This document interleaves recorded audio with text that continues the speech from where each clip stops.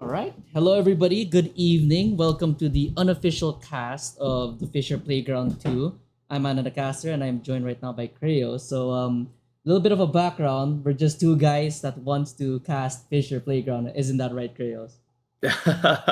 Yeah, thanks, Anno.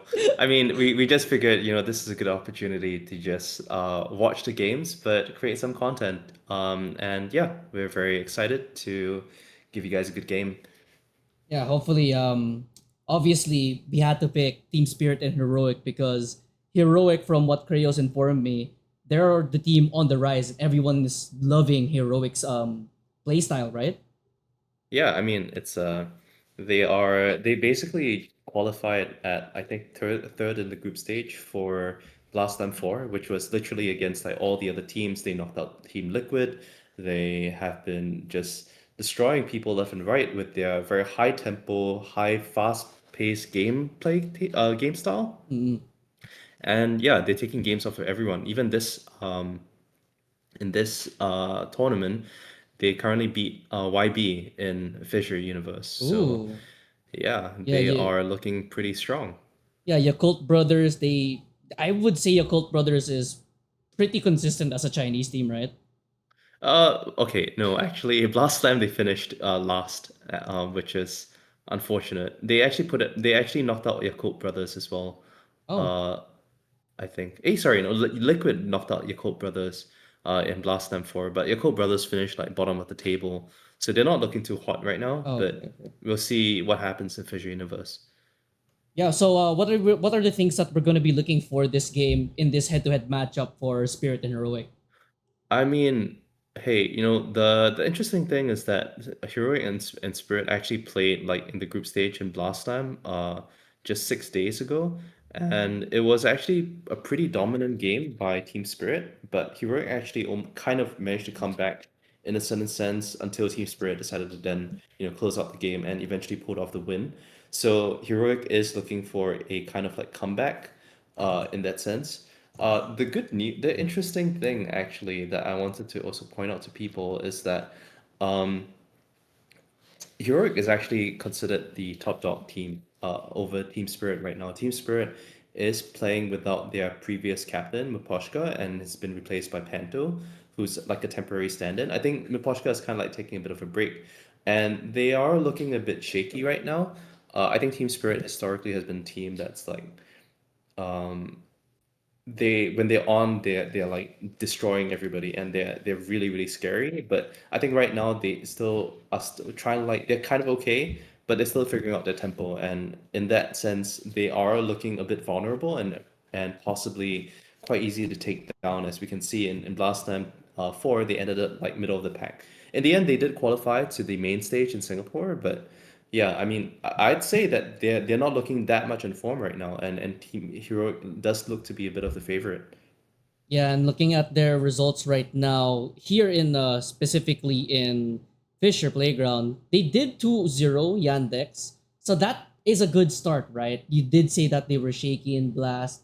Now here in Fisher, they did 2-0 again, they 2-0 Yandex.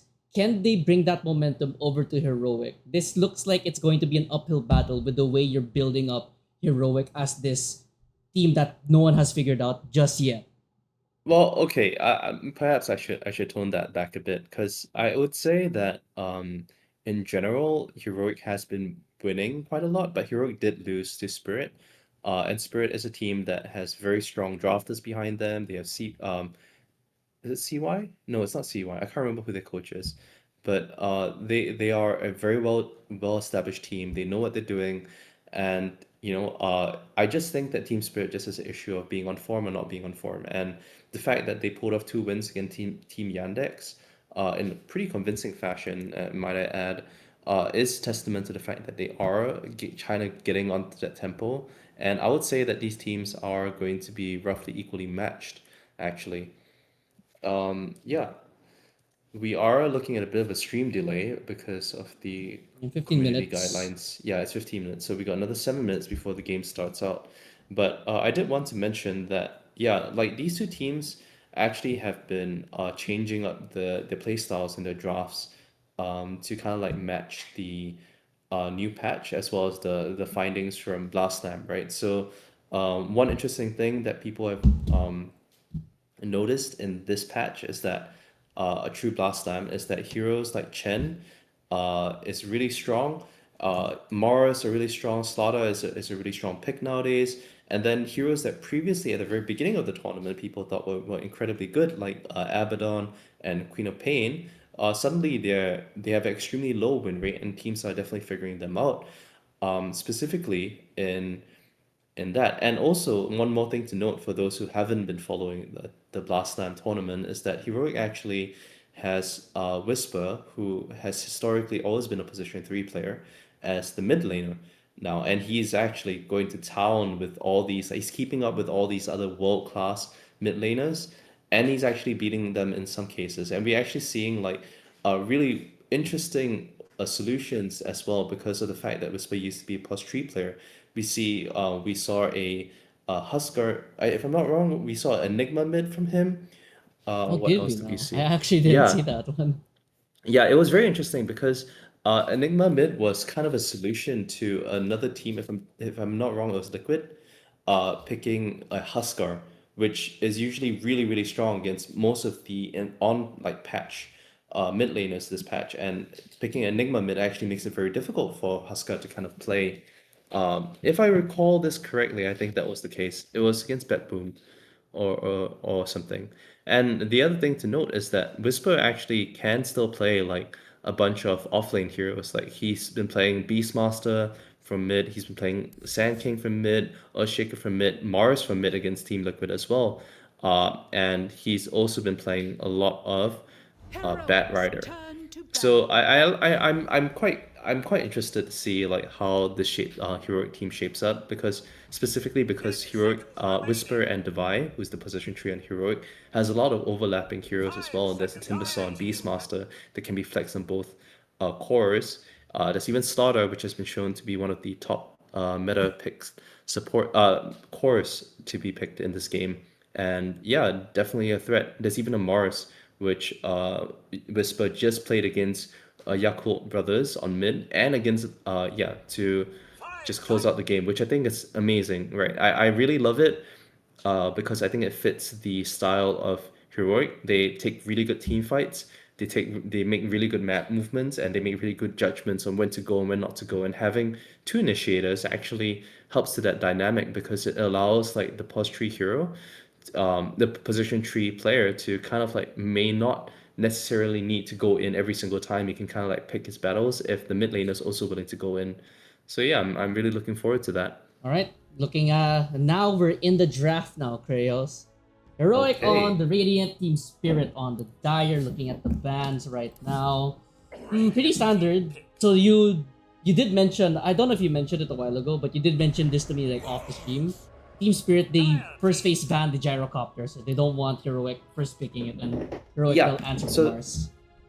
so this is something that I mentioned to Anno before the stream, which was the fact that Team Spirit is a team that likes to pick a Taurus hero a bit later in the draft, and Gyrocopter this in the Blast Time tournament has been shown to be a quite viable first pick carry, which Heroic is willing to do. And what that means is that if Team Spirit, even a Team Spirit has first pick, they are not willing to first pick a gyrocopter, which means that Heroic will get it, and they will get the gyrocopter on first pick if they don't ban it. So the gyrocopter ban is on point. Naga Siren ban is actually interesting because what happened in the previous game was that Heroic started out with the Naga Siren plus 5, and then was responded to by Team Spirit's Nature's Prophet, which was a very nice counter pick because NP likes to take up the tempo, which counters in a certain aspect, no respect, Nagasaren, who likes to kind of like have a really strong team fight reset, but it's on a really low cooldown, so a really high cooldown. So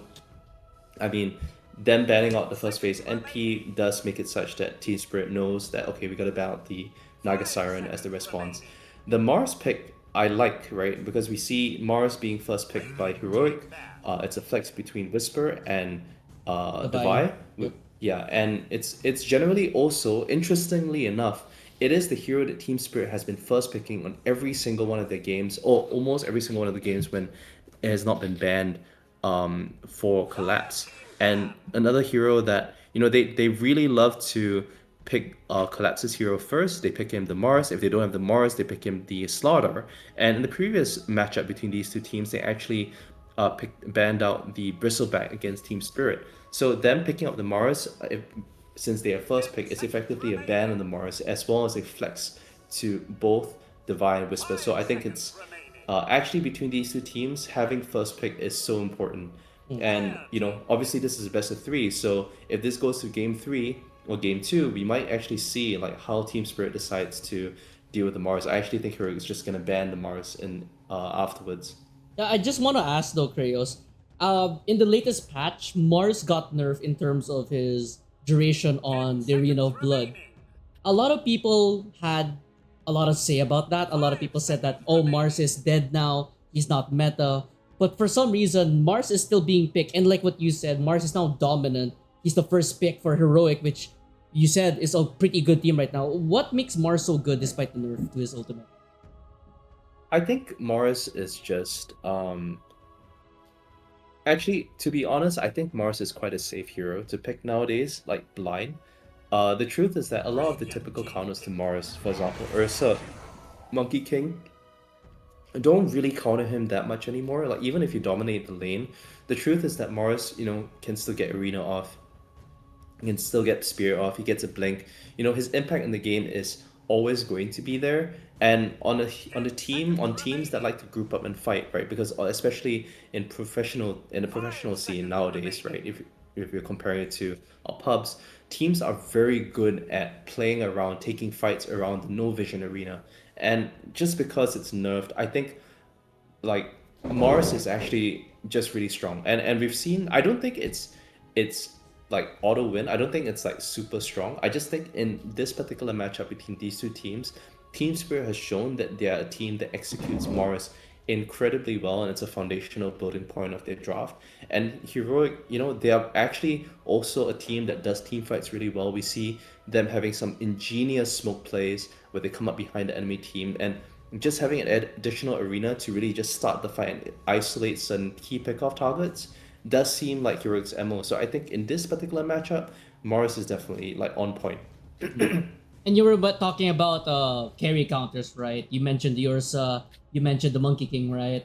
Abaddon was one of them. The Heroic Yes. obviously bans it out. What about Lifestealer? I know that Lifestealer is such a I would how can you say this nicely? It's like a brain dead hero for the carries where all you really have to do is just be the front line against the Mars, and it has to be the Mars that has to be to outskill the Lifestealer, right? With the spear into the arena combo. What do you think about Lifestealer in this specific game right now against this Mars? Okay, personally speaking, I actually think there's a pretty high chance that Heroic actually picks it up just with these four heroes being in play. But in general, maybe I should probably address the general sentiment around Lifestealer first right now. I played it in my pubs a couple of times recently, and also I think I've been watching it in not pro games, but I think it's not that good of an archetype of a hero because it kind of like comes on a bit too slow, and also it's a lot of these team fights require you to like kind of catch up. Yep. You kind of need to be very fast and catch up with the team, and in some cases initiate for your team. And the truth is that like not all the time does that happen, or do you have a lineup that allows that. The reason why I actually like it in this lineup is because Lifestealer benefits a lot from lineups that actually just really run into the enemy team and can keep them there. And Mars and Chen and Tusk, now that it's come out, are three heroes that really facilitate a Lifestealer very well for a group up and push, and just run at them and kill them kind of lineup. More so, Mhm. especially so into a Jakiro, who cannot bait out the rage magic immunity with his spells, because as soon as he throws on the ice path, Lifestealer just rages and gets out of it, or even the Q, and it's completely useless against him. So I actually think if I were Heroic, and I would say there's a pretty high chance that I pick it up there. It's also very good against Queen of Pain, because if you can survive through her burst, all you really gotta do is just turn around, use your lifesteal on her, and immediately you can heal up to full. And if that doesn't work, you can always just infest somebody, and it becomes very difficult for Queen of Pain to play. So I would definitely love to see that picked up here. The Bounty other Hunter thing to picked up note, though for Spirit. yeah, Bounty Hunter is picked. This is interesting. I like this Bounty Hunter pick because it kind of signals to me that okay, you know, Heroic's gonna group up and kind of like run at you. They're gonna go for like big aura team fight, you know, clump up and fight kind of stuff, and Bounty kind of allows you to circumvent the positioning. So I think Bounty is a team specific counter. Primal Beast is a really nice pickup here. I really like it. So Law has not been playing this in pro games until this tournament. From what I recall, he played it in the very last game of last slam, which concluded halfway against Bet Boom, and he went 11-1 on it. And he just played it against Team Yandex again, and he went 16-1 on mid against Team Yandex. And it shows that this hero, even though it has been nerfed, it got a refresher item nerf, it got the Ghost Scepter doesn't, work through BKB nerf, and it got a bunch of damage nerfs, if I'm not wrong, or mana cost nerfs. And yet, like, I think it's Enigma. so good here. Oh, okay. So Primal Beast, I wanted to complete my thought. Primal Beast is nice, because it kind of like disrupts a lot of what Morris, Chen, and Tusk want to do, which is like run at you and kind of like initiate and go in and all in one guy. Primal Beast actually makes it such that it's very difficult for you to do that because if you all position very aggressively, if he suddenly charges in, he kills all the creeps in one shot, he goes in and slams one guy. Enigma, from what I see, this it could be, so this is definitely a flex, right? It's either a mid Enigma or it's a mid Mars. I'd say I'd give more weight to it being a mid Enigma right now. But the point still stands. Enigma with his facet, which allows him to reduce his innate, which allows him to reduce damage of all his teammates in the area. Is a very big team fight hero. Moves around the map very slow, but again, it's all about the all-in group up and aura like spam in one area and basically just overwhelm them with all your shit, which is Eidolons, creeps, Tusk spells, which keep you in there. You can't escape from this like overwhelming death ball that's coming in. And we are actually going to see the two carry pickups save for last. The last pick is Team Spirit, and the first pick is the earlier pick for carry is Team Heroic. So we are going to see a Meepo banned out because Yuma's Meepo is quite well known, Yep. and a Bristleback banned out from Heroic against Team Spirit. Ursa ban doesn't make sense to me. I would honestly go for something like a Lifestealer. I still kind of like Lifestealer here. I like Aura heroes in general. Wait, let me quickly take a look at what carries might be good. I like Dragon Knight here. I like Medusa here. I could go for a Sven. I think Sven also works. Yeah, Juggernaut or Sven. I'd say Juggernaut or Sven yeah, would but be we the also have to best look at the return. lane right now for the off lane, or sorry, for the safe lane of Team Spirit, because that off lane of Heroic, that is potentially Enigma Tusk, which I think you can't really It's beat. unsurvivable. You can't pick a range carry in this one. So that narrows it down to DK, like what you mentioned. I would argue Life Stealer in a sense, but I don't really. Sven also could work against this off lane. But I think for Team Spirit right now, their objective is to survive. Yeah, I mean, I think now that I really think about it, I'd say I would put Morris against. Oh, nice. So we have a Sven. I Sven. would say that Morris against Primal Beast on mid would be the best pickup Oh right yeah, for now. sure. Oh wait, what am I saying? There's a Queen of Pain mid. My bad. Sorry, it's a Oh Primal yeah. Beast off lane. Oh shit, I've been saying this wrong the whole time. Oh, that's so embarrassing. Okay, so I think against Queen of Pain, I would put Enigma mid.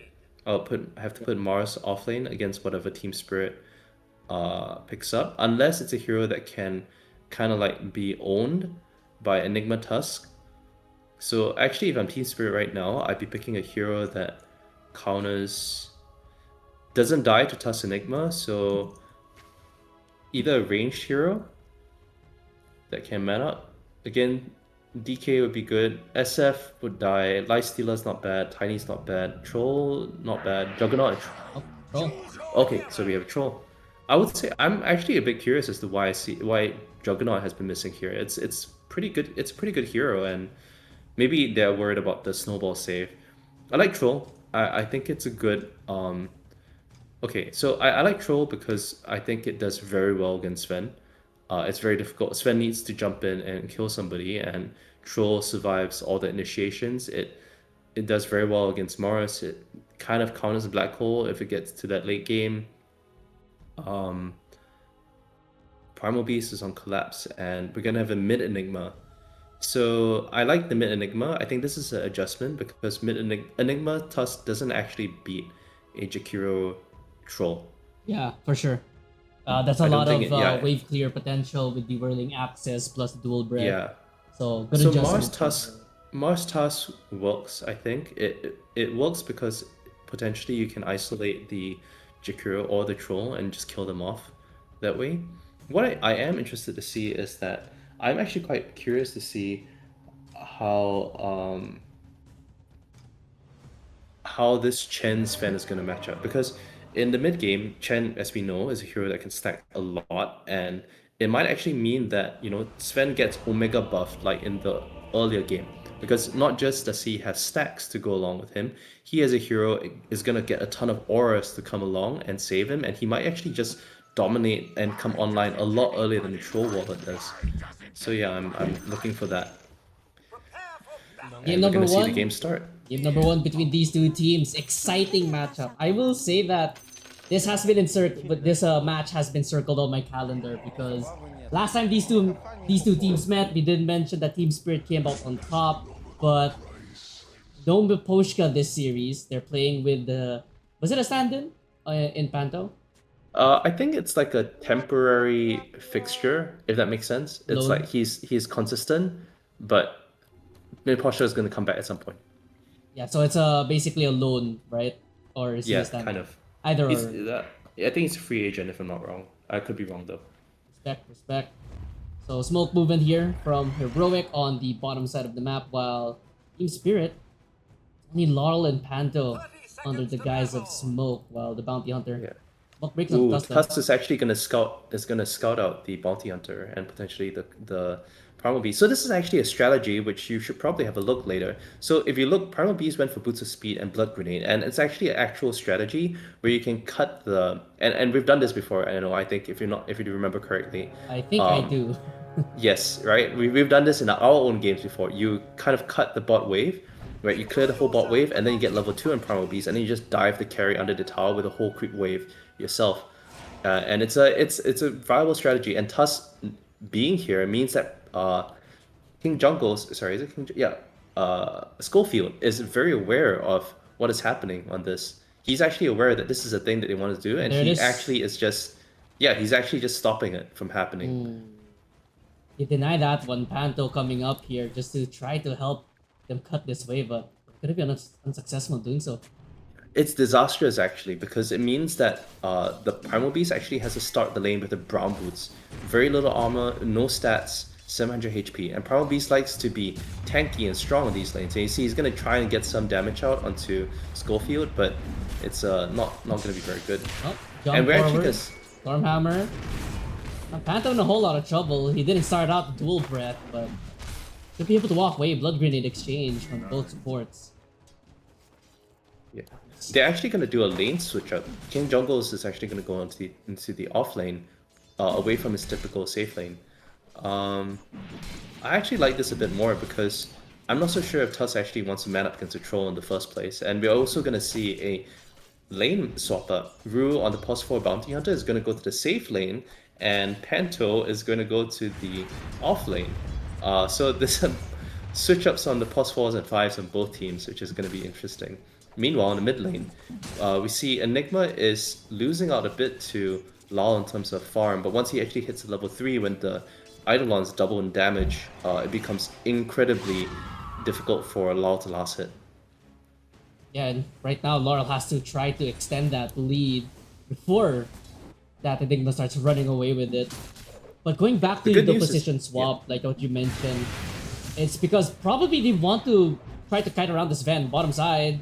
They're gonna bring over KJ early rotation. Schofield putting a whole lot of pressure on the Panto. Tag team activated. Panto, he's gonna die first blood. Yuma. Oh, they Pick give that one the up. they give the kill to the Sven. They even risk the Schofield dying, but I guess he had a Fairy Fire and a Magic Stick and a Salve, so he wasn't at any risk of dying. I actually really like this rotation from King Jungle. It's like he's literally just there to get a bit more damage on the guy, and now they're tri-laning this Primal Beast.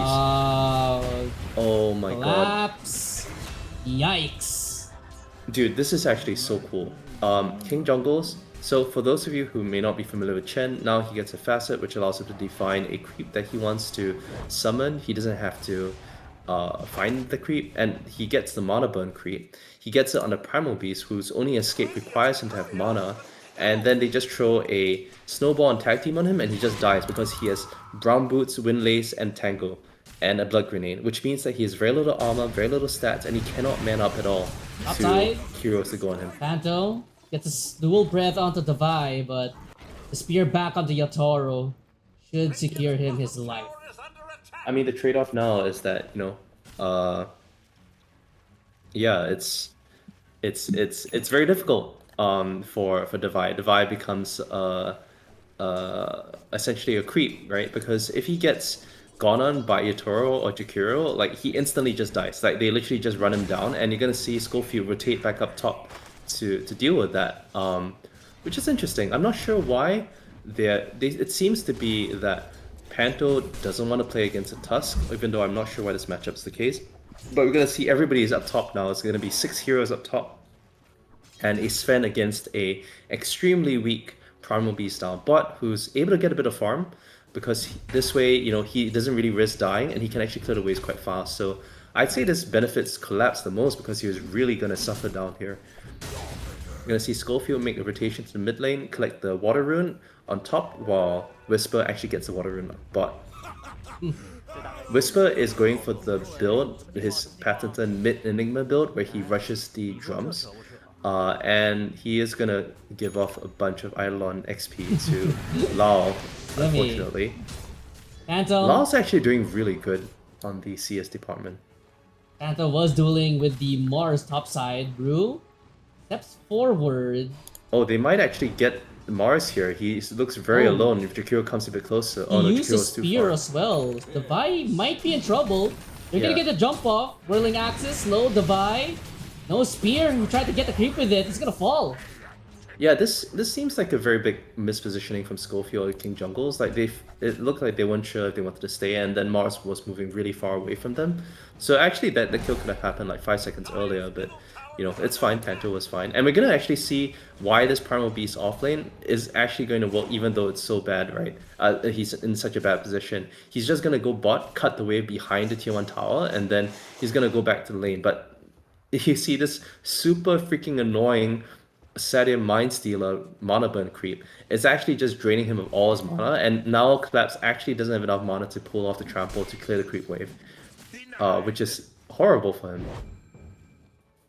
Rotation over mid. Laurel will be able to blink away. A lot of support movements on the map for Heroic. Yeah, their support movements are interesting because they're not actually stacking, right? You know that King Jungles has the ability to stack. It looks like he is going to gear up for a stack on the triangle right now. He looks like he is going to, he's going to pull the stack now. But I'm surprised that he didn't, micro his creeps to pull the stacks earlier. Instead, he and Schofield were just going back and forth between the two portals, making rotations and lane. lanes. Arcane Rune secured there by the Bounty Hunter. They're bringing on 3 heroes. Laurel, he doesn't have a blink. He's just gonna fall down. All the damage. And a black hole coming up from the Enigma onto the Bounty Hunter. Holy shit, dude. The Enigma actually looked really, really like desperate right there. He looked like he was gonna die, but the Eidolons actually do so freaking much damage. I'm reviewing the thing right now, right? Lao blinks in for the Arcane Rune, but the response from the supports is so good, and King Jungles and Schofield really on point. Whisper just immediately levels up the black hole and just goes to town with it, and it's just so good. In fact, he actually could have gotten the Jakiro in as well. He's just off by like a couple of like millimeters. Down bot, we're gonna go on Collapse, but Collapse is gonna get a rotation in. He's gonna get a mango fed to him as well by Panto. Yeah, that's also a God Strength used for the Sven, so... Yeah, I mean, at this point of the game, like, God Strength popping at any point of time, you don't really care so much, like, if you don't get the kill, because you can just use the rest of the duration to farm, like, camps even faster anyway. Looking at the laning phases from Team Spirit, I would say they recovered pretty well from what seemed to be a bad spot. You already have level 6 on the Primal Beast, Troll Warlord, Yatoro. Doesn't get Yeah, the battle chance just yet. but the interesting thing is that our Sven on Yuma is actually gonna start accelerating, and this Quap is now at the point of the game where he's actually gonna find it quite difficult to farm. You see that the farm of, if you go to net worth chart, Enigma is 700 gold, 800, no, 900 gold ahead of the Queen of Pain, which is a big difference. Obviously, he did get a bit of like gold off the kills there, but a big part of it is also the fact that Queen of Pain no longer can really last it or stay in lane against Enigma without getting all his creeps denied against these Eidolons. And he's honestly not sure what to do, right? He maxed out the Scream of Pain, and the rune is so unlucky. It goes top for Whisper as well. And it's a shield rune, so all the more reason to worry if you're Laurel. And look at his tower fall down thanks to the Drum of Endurance. The Enigma army is here. Rue's gonna try his best to clean it up. Honestly, look at Whisper's build. He's going for Helm Dom now. It's not enough that he has Eidolons and the drums. He's gonna get the Helm Dom as well. Oh, dude, I want to try this build out myself. It looks so fun. Like, you don't even need to rotate. It doesn't. You don't even look. It doesn't. You don't even need to rotate or anything. You just build up Eidolons. You just get the Helm Dom, and then get boots, and you can still make rotations. Now he's gonna rotate with the Schofield at bot. He's gonna look for a kill on the Primal Beast there. Yeah. And they can go for it. I'm not so sure about Collapse. that, actually. I shot now he is. beautiful one. Collapse can't even get the pulverize off thanks to the Malefice. Yuma now on a killing spree. That's heroic. They take down the early tier 1 mid. 8 minutes 30 in. Yeah, and the cool thing is that with this Eidolon build, right, and now Enigma is gonna actually push this tier 1 tower, right? He rotates bot, he gets a kill, Top side. and he Dive. The Vi. He's just so tanky on that Mars. DP in from Enigma and the Tusk. Forces back Patrol Warlord. So we're gonna see how this Enigma just being in the game, even though he's very slow rotating, like the fact that he has this drums and Gravity Well, which is the facet which gives damage reduction for his team, and Eidolons, makes it such that you can't actually like feel safe fighting into these guys. You can't really, like, they are gonna push top, but if you get an arena off here, it's gonna be so disastrous. You're gonna see one Jakiro arena. Oh, and Jakiro, whole lot of trouble inside the arena. He's gonna fall down easily to the Whisper Enigma. Drum of Endurance. I did think I heard Ripper's slash as well. Yeah, Ripper's Lash. I always thought it was Sash, huh? Guess I was wrong, huh? Yeah, and now, you know, you have still have a Whisper with Black Hole up top with Eidolons who's just zoning out everybody. He is actually gonna get 14th here by everyone, and he might actually die here. Push forward, he gets Black Hole up. Gets dropped down, but where's the follow-up? There's nobody around, but Laurel falls down! Collapse will clean up the mess, but Laurel just gets shredded by the Eidolons. Dude, this Whisper is actually so genius. He knows that there's literally zero cancel for his Black Hole, and he does have a bunch of Eidolons with him, so he just gets out the Black Hole, right? You know, sure he dies, but he forced 4 people to rotate top, and they do get the tower now. But Sven is pushing bot very hard, and it looks like he's gonna get the tower as well from this rotation, because they've committed so many TPs top. I think Heroic's looking really good right now. Yeah, but that's Battlefield already on the Troll Warlord, so how much can Yatoro really carry this game out if he has to deal with an Enigma Black Hole, a potentially fed Sven? Laurel is struggling this game. Quite frankly, I actually don't think it is looking to be that good of a troll game anymore. Because there's actually quite a lot of ways to stop the troll from getting on top of you.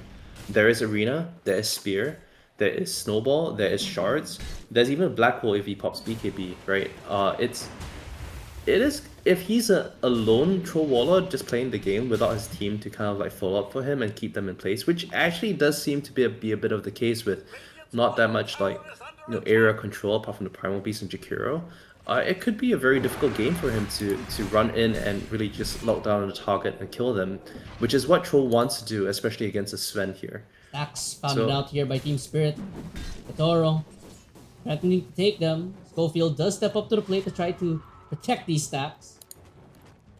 So, you see, this is a difficult situation for Heroic to be in, right? They didn't stack that much, which now that I think about it, could have been a good play, right? Because they only stack the Ancient Camp, which means that they have Team Spirit where they commit like a lot of spells to clear it. But Sven is very happy at bot right now. He's pushed in bot wave all the way to tier 2. He's farming all the jungle like down at bot. His net worth is also keeping up to par with the Troll Wallet. So Sven's game looks pretty fun. But Yotoro, for some reason, has been super farmed as well. I'm so surprised. Like, how is he having this good of a game despite all the stuff that's been going on to harass his team? I mean, you did see the support movements, right? You said that KJ went over to mid instead of stacking, same with Schofield. Oh, And we're gonna see a smoke rotation, but be wary of this. yeah, Sorry, you're saying. 2 for 2 smoke rotations, but all these movements kind of left Mars on an island. And I think Yatoro just took advantage of that one. There's gonna be an ice trap and a trample in on top of the Chen. Chen will be going down, but here comes Yuma going on top of Sister Panto. Shroud. Pulverize will go on the Sven to stall out the God Strand. TPing out is the Chikiro. He'll be fine, but here comes the smoke movement from Heroic. Schofield with his old ball forward. Does he catch out Collapse? Yes, it will. With the arena drop down, Yuma just shreds the Primal Beast. Oh my goodness. Dude, this Sister's Shroud is so annoying. Actually. You know, maybe Quicksilver's amulet wasn't that bad of an item, huh? Yeah. Just maybe. Well. Ooh, I know, my Dota coordinator just cut off. Could I ask you to stream it on Discord as well? You can make something happen with that for Yeah, now. well, I load up my thing. Yep. Alright, cool. Shout out Sister Shroud. New love-hate relationship with used to be QSA for me. Now it's Sister Shroud. Yeah. Actually, I'm surprised. Collapse has recovered his game from a very rough early start of the game. And we are going to see a Toro start to scale up. He's going for a straight BKB, which allows him to stop getting killed or getting kited by anything apart from the Black Hole and, I guess, Snowball, in a certain sense. It looks like he really just wants to run at one target and just kill them down, which I guess makes a lot of sense. Yeah, you did mention about earlier. You mentioned about the Enigma, right? Oh, hold on. Bottom jungle, the buy. He's just getting gone on by the 2 supports of Spirit, and they're gonna get it. Yeah, so this is the problem with a lot of these, and now we're gonna see 3 heroes bot. Collapse is farming very freely on the top lane, and Troll is just farming very freely on the bot side, right? They're now forming this 2 or 3 man like gang squad, which is very antithetical to what Heroic has going on. Sure, they have very strong team fights, but in this part of the game where you just kind of really want to farm and be efficient around the map, it's very difficult for you to like mount up in one lane and just like take a team fight. Blink Dagger now purchased by the Sven. Schofield going up for his Blink Dagger next. Primal Beast already also with a Blink Dagger. Now has his shard. BKB We're gonna soon start also seeing control. Collapse. So we actually have seen Collapse's net worth climb up very fast from the start that he was given, and we're actually gonna see that Mars is basically like extremely poor. Like he's nowhere even close to the Blink Dagger, and he's actually gonna get a Eul's first, because obviously there is a troll in the game. But he's not able to farm at all, and it's actually partly because Ruin, Laurel, and Panto Schofield have been like moving on the map. Oh, He's gonna walk into Ruse here in the river. Can they try to keep this bounty hunter alive? Malefice comes out as well. The Vive walks up to the God's Rebuke. Secures the bounty hunter kill. but yeah, this is not exactly what Heroic was looking for. Like they were definitely looking for a bigger threat, and we're gonna see a jump in jumping mid. forward on top of Whisper. Black Hole gets off Black though, Hole. but the Ice Pack cancel. BKB activated now from Yatoro with the Snowball right on top. They set up the battle trance. Sonic Oh Wave my as well. God. Collapse will bring down Whisper, and now Schofield. He's trapped in the arena, coming out with the spear. Yuma jumps in, takes down Yatoro. BKB expires. Ice Path trying to stall out this fight. Collapse walking back and forth. Schofield walks up, finds Panto. Another snowball going out, and the spear as well. This Shakiro, he's not long for this world. Double kill for Yuma. First appearance post Blink Dagger, and he just shreds Team Spirit. Yatoro doesn't even get off the battle trance. Oh, dude, that was so clutch from both Devi and Yuma. So the really cool thing is that Yuma actually has God Strength like ending right there. Like literally, the two hits on Yutoro had like 3 seconds of God Strength left on it, and Devi was so calm and so like that looked like a terrible team fight, right? You had the Scream of Pain post Snowball push the team into the two heroes into Yutoro. And then Divide decides like, you know what, it's okay, we're gonna have two heroes dead, but we actually are in a position to kill this troll. And they made the split second decision on Yuma. They say, Yuma, you ready to go? And Yuma says, yes, I'm ready to go. Do it right now because I've got strength available, and to kill off the troll just as his BKB ends. Which is such a big gamble if you really think about it, because he had Battle Trance ready. So if they didn't kill him through that stun, he would have gotten Battle Trance, and that would have been a team fight, team wipe right there for Team Spirit. So insanely balls to the walls play by Devi, by Yuma. You know, I'm honestly appalled that they had the confidence to pull that off, because that could have gone like so badly. Absolute disrespect of the Yeah. audacity of Team Heroic to pull that one off. Oh, smoke movement from Team Spirit. Oh, are they gonna run into Whisper? More down, jump forward, they get Whisper. This time he doesn't have the black hole. And this time, he's just gonna get straight up mauled, murdered by collapse on the Primal Beast. So this is actually, you know, this is actually the recipe that Team Spirit used to beat Heroic at their own game the last time they met. Again, right, talking about the draft, teams, Heroic's lineup works really well when they have their spells up and when they are grouped up together to fight with the auras, with the big AoE spells, with the saves. But Team Spirit doesn't need that, right? They have Blink Dagger. Yuma. Oh, Yuma. He's gonna get caught out. BKB Battle Trance this time. Make no mistake, Yatoro. He wants his Sven dead. He gets it. Unstoppable streak going to Yuma. Or rather, going to Yatoro. Ken will be able to get away through the Twin Gate, but loses Sven from that one. yeah, I mean, this is again, right, point to what I was saying earlier. Team Spirit are very good at just playing high tempo. They know the spells are down, they know the team is split, they know that Sven is away from his team because he needs to just farm. And you see, Team Spirit is like playing many parts of the map, and they're initiating on heroes who are just not there with their team at that moment. And this is how they're slowly building up a lead, right? The laning stage actually went very well for Heroic, but now because Team Spirit understands they're in a position to really just take Push fights. forward, hold on. Panto. He's gonna get caught out here under the ward. The Vi finishes it off with the God's Rebuke. I mean, this is so Engagement. cool. I really love seeing how these two teams like play out, right? Now, earlier on when Arena was down, Black Hole was down, you see Team Spirit jumping on Hero. And now when Black Hole is up, Arena is up, and God's Strength is up, you see, you know, now Heroic is jumping on Team Spirit, and Team Spirit is playing a lot more defensively. They are going to go for the Tormentor at top. Ooh, that Val was- almost dies right there. Oh, that was really close. So Shard will be going to Panto on the hero there. But we are definitely seeing right now the clash of the two different play styles, or the two different draft styles that is happening right now.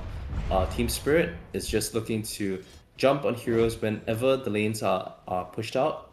When the lanes are pushed in, then they split up, they decide to avoid team fights or cut their losses. And yeah, they avoid fights because they know that, hey, you know, if the lanes are pushed in, that means that Heroic's probably not showing on the map. They're probably grouped up. As you can see at bot, they are grouped up right now, except for the Morris at top. And all Team Spirit has to do is just wait for them to be like, shit, we gotta farm. And then that's when they make the move, which I think is so cool. Yeah. I actually I want to see. ask Krayos. This was very early on in the game, and it just occurred to me. What will you have as an answer for Whisper's Black Hole BKB later on in this game for Spirit? You have Primal Beast. Primal Beast's slams actually destroying BKB Black Hole. Like you Right, mean and like the AoE the pickup, right? Sorry? The pickup on the pulverize, or is it like the right? No, the pulverized slam in an AoE. Like that AoE slam stun goes through BKB as well. Oh. But Yeah, what so happens if if Primal Beast gets caught in the black hole? Then what? yeah, then you don't have a save, right? And then it becomes quite difficult for you to play that fight. So actually, I think it's going to be interesting for teams to see how Team Spirit takes it, right? They either choose to Smoke and just smoke. make it. Oh, 5-on-5 action. Oh, they gonna miss each other though. Oh, both teams are playing mind games with each other. They are Oh routing each my. other, and I love these kind of smokes because it's like, okay, you're gonna see either both teams like go nowhere, or they like, in this case, it looks like they are going nowhere, or the other team like ends up in a really weird position. So we're gonna see it here. Team Heroics, Heroic is gonna have the smoke ending first, and I don't believe they're under vision. Yes, they're not under vision right now. Both teams still don't know where each other are, but okay, you see all the drawing on the map, right? Yotaro knows is saying that they're on the right side, and then Going in loops. Heroic is like, okay, we don't know where they are, but we're gonna start. We're Another gonna knee wait for them smoke. on the high ground. Yeah, Knee yeah, they're smoke. just waiting for Team Spirit Oh, to come in. Smoke collapse. broke. Okay, Smoke now they broke. know. Goodbye. The smoke breaks, and now they're being a little bit hesitant in this one. Not Team sure Spirit who broke definitely that smoke. doesn't want to run into a Heroic like Oh, 5-on-5. Schofield, he breaks the smoke. Oh, dust, a little bit off. But they get the track off on the buy and collapse. He's gonna try to push forward. Do they want to try to jump him? They will. They get the chain stun. They will get the kill on the collapse first. But the macro player, can they try to lock down these heroic heroes? It doesn't look like they can. There's gonna be Arena coming out. Yatoro pops a BKB, but it's a runaway in the backside. Laurel flips forward. He might have blunked into his doom. They get the chain stun on top of Laurel. Yuma cleans up the Quap and the TP out from the hero in Yatoro. He's actually getting caught out by the Tusk. They're not gonna Okay, quite no. get him on the stun, but oh no, that's not what you want from Spirit. Dude, I want to say, like, Devi is doing God's work right now. Earlier on in that team fight, what happened was that he arena'd a troll just to bait out the BKB, right? And then afterwards, he managed to position himself in a way, without a Blink Dagger, by the way, to stop the Queen of Pain going on the Chen, who seemed to be alone at that point of time. That one spear where Quap's Blink was coming off cooldown changed that fight entirely. And immediately when that happened, Troll and Jakiro had to go out. In fact, we saw Yotaro be a little bit worried because he was getting caught up by the Tusk, but thankfully his move speed is high enough to outrun the snowball, so that becomes a non-issue. And we're actually going to see that this, in theory, should open up the map for Heroic, but Heroic is actually quite smart because they've learned from the lessons. They know that Team Spirit is still willing to take a fight even after they've lost that initial team fight because Heroic's team fight spells are down. In this case, Blackpool is actually still up, but he's actually 50 gold away from a BKB, and I think that's their timing that they're gonna be like, okay, we're gonna go when I have this BKB. Arena is now up, and I think Heroic is pushing down bot lane in an attempt to... they're gonna catch this. Collapse. Push forward. They can summon BKB activated, but he does not have a Doesn't have a TP. TP. He's gonna try to keep on running, but now he's stuck between a rock and a hard place. Collapse. He's gonna fall down here. He's Wait, gonna escape. unless? No! Oh, Okay, I thought that was it. The Yo Scepter cancels that one out. Yuma cleans up Collapse. That was way too close for comfort. That was very cheeky from Collapse. No, actually, honestly, I would say I think this is the correct move from Collapse, right? He knows that they just lost a team fight and the whole Heroic's team spells are up. Him cutting that one wave there, even though he did die, the chance of him dying was not that high. It's just very unfortunate he didn't have a TP there. Ooh. Yuma! He's Okay, gonna this have would to be pop bad. the BKB, but the bash from Yatoro prevents him from pushing What a forward, spear. but the Devi spears back Rue! Rue falls down, Lawrence gonna get chain stun! The stun coming out from the ice path! It saves the Queen of Pain! Do they have a follow-up? Yatoro, he's pushing forward! He doesn't have his team behind him. But that should end this fight. How is Devi getting all of these spears off without any Blink Daggers? That's crazy. Like, he's getting these perfect spear into my whole team without a Blink Oh, Dagger. Laurel? He's gonna walk into the Eidolons. They don't have a follow-up for this one. Way too There close. is a Roche going on right now, and Yotaro tried to sneak it, but he's gonna back off with the Roche at about 60% HP. This game is just so closely Yeah, contested. wow. Goodness gracious. You saw that Yatoro and Yuma, they exchanged stuns to each other. That was crazy BKB from this van. That was the first revealed BKB, right? That's a 9-second BKB. Yeah, Oh, no, it was an 8 interestingly second. enough, it doesn't seem like Heroic is predicting the fact that they're doing Roche right now. They actually don't envision of this Roche attempt, and now they're finally going to scout it out, and they're going to realize that actually Roche has been attempted. And we are gonna see, right? Whisper is positioning himself in an incredibly defensive way. He's like hidden himself in the edge of the trees, and he's just waiting for something to happen. And he now sees that the enemy hero is top, so he's gonna make his way up there. But yeah, they're gonna smoke now because they know that positioning is key for this team fight, and they're gonna run at them. I think they want to try Tormentor on the side of Team Spirit, or it's like No, they're just running the hell away. They need to run away. And they are scanning out this team rotation, and you can see Retoro climbs into the corner and TP's mid. Bounty Hunter runs away as well, and yeah, Team Heroic is running as 5. They might catch Collapse. They do see him. They see the farm, place down the ward, but it's only the ghost of Collapse they're chasing. Okay, this rotation may not be good anymore. It looks really sus. They're still chasing though. Collapse is farm. Yeah, Collapse is farming. Collapse. And... Oh, he gets a blink off. Oh my god. They are coming from Yuma. Looks like Collapse will be able to shit. escape, but that's BKB used on Collapse. Panto dips up Collapse. This Collapse guy, man, I think he should probably sign up for a competition or something. He might win some TIs. Dude, that was actually such a wasted effort from Heroic. We are gonna see them go for Roche now, but what actually happened was that they managed to get to the Spirit managed to get a waste pushed out all the way to the tier 2 tower bot. And yeah, like, it's a lot of space for Team Spirit, who is actually in the net worth lead right now despite having lost the last 2 team fights. Which I think is crazy, right? Heroic might actually be overcompensating. You want to try contesting? Oh, the stun! Coming out from Collapse! Not enough to get the contest on the Roche! Yuma barely able to get the Aegis. That was an amplified damage with a Sonic Wave. That could have been disastrous for Heroic. Yeah, but now I think I'm quite worried for Heroic right now because the net worth lead is actually climbing in favor of Spirit, right? You see the score 16-7 in favor of Heroic, but Spirit is actually farming a lot right now. It's getting to a point where if Troll actually gets his level 25, I'm not sure if you can prompt your ulti through Black Hole, but if you can, it's actually a massively strong counter. In fact, and the truth is that, you know, you probably won't die through a single black hole, and if that's the case, you know, it becomes very difficult for Team Spirit, for Heroic to fight Team Spirit in a 5-on-5, like an honest one. Heroic is just moving around as 5 right now, and I think somebody at Team Spirit's like coaching team must have identified this, right? Like, dude, these guys are just good because they just group out and fight all the time. Like, why do we? And the counter to that is that we just split up, farm, look for pickoffs, push waves, rat. We're 2013 Alliance all over again, you know, with Bulldog with stupid NP. That's one of a throwback. Did not expect that one, but Laurel completes Shiva's Guard. Collapse also going for his own Shiva's Guard, cleans out the bottom wave.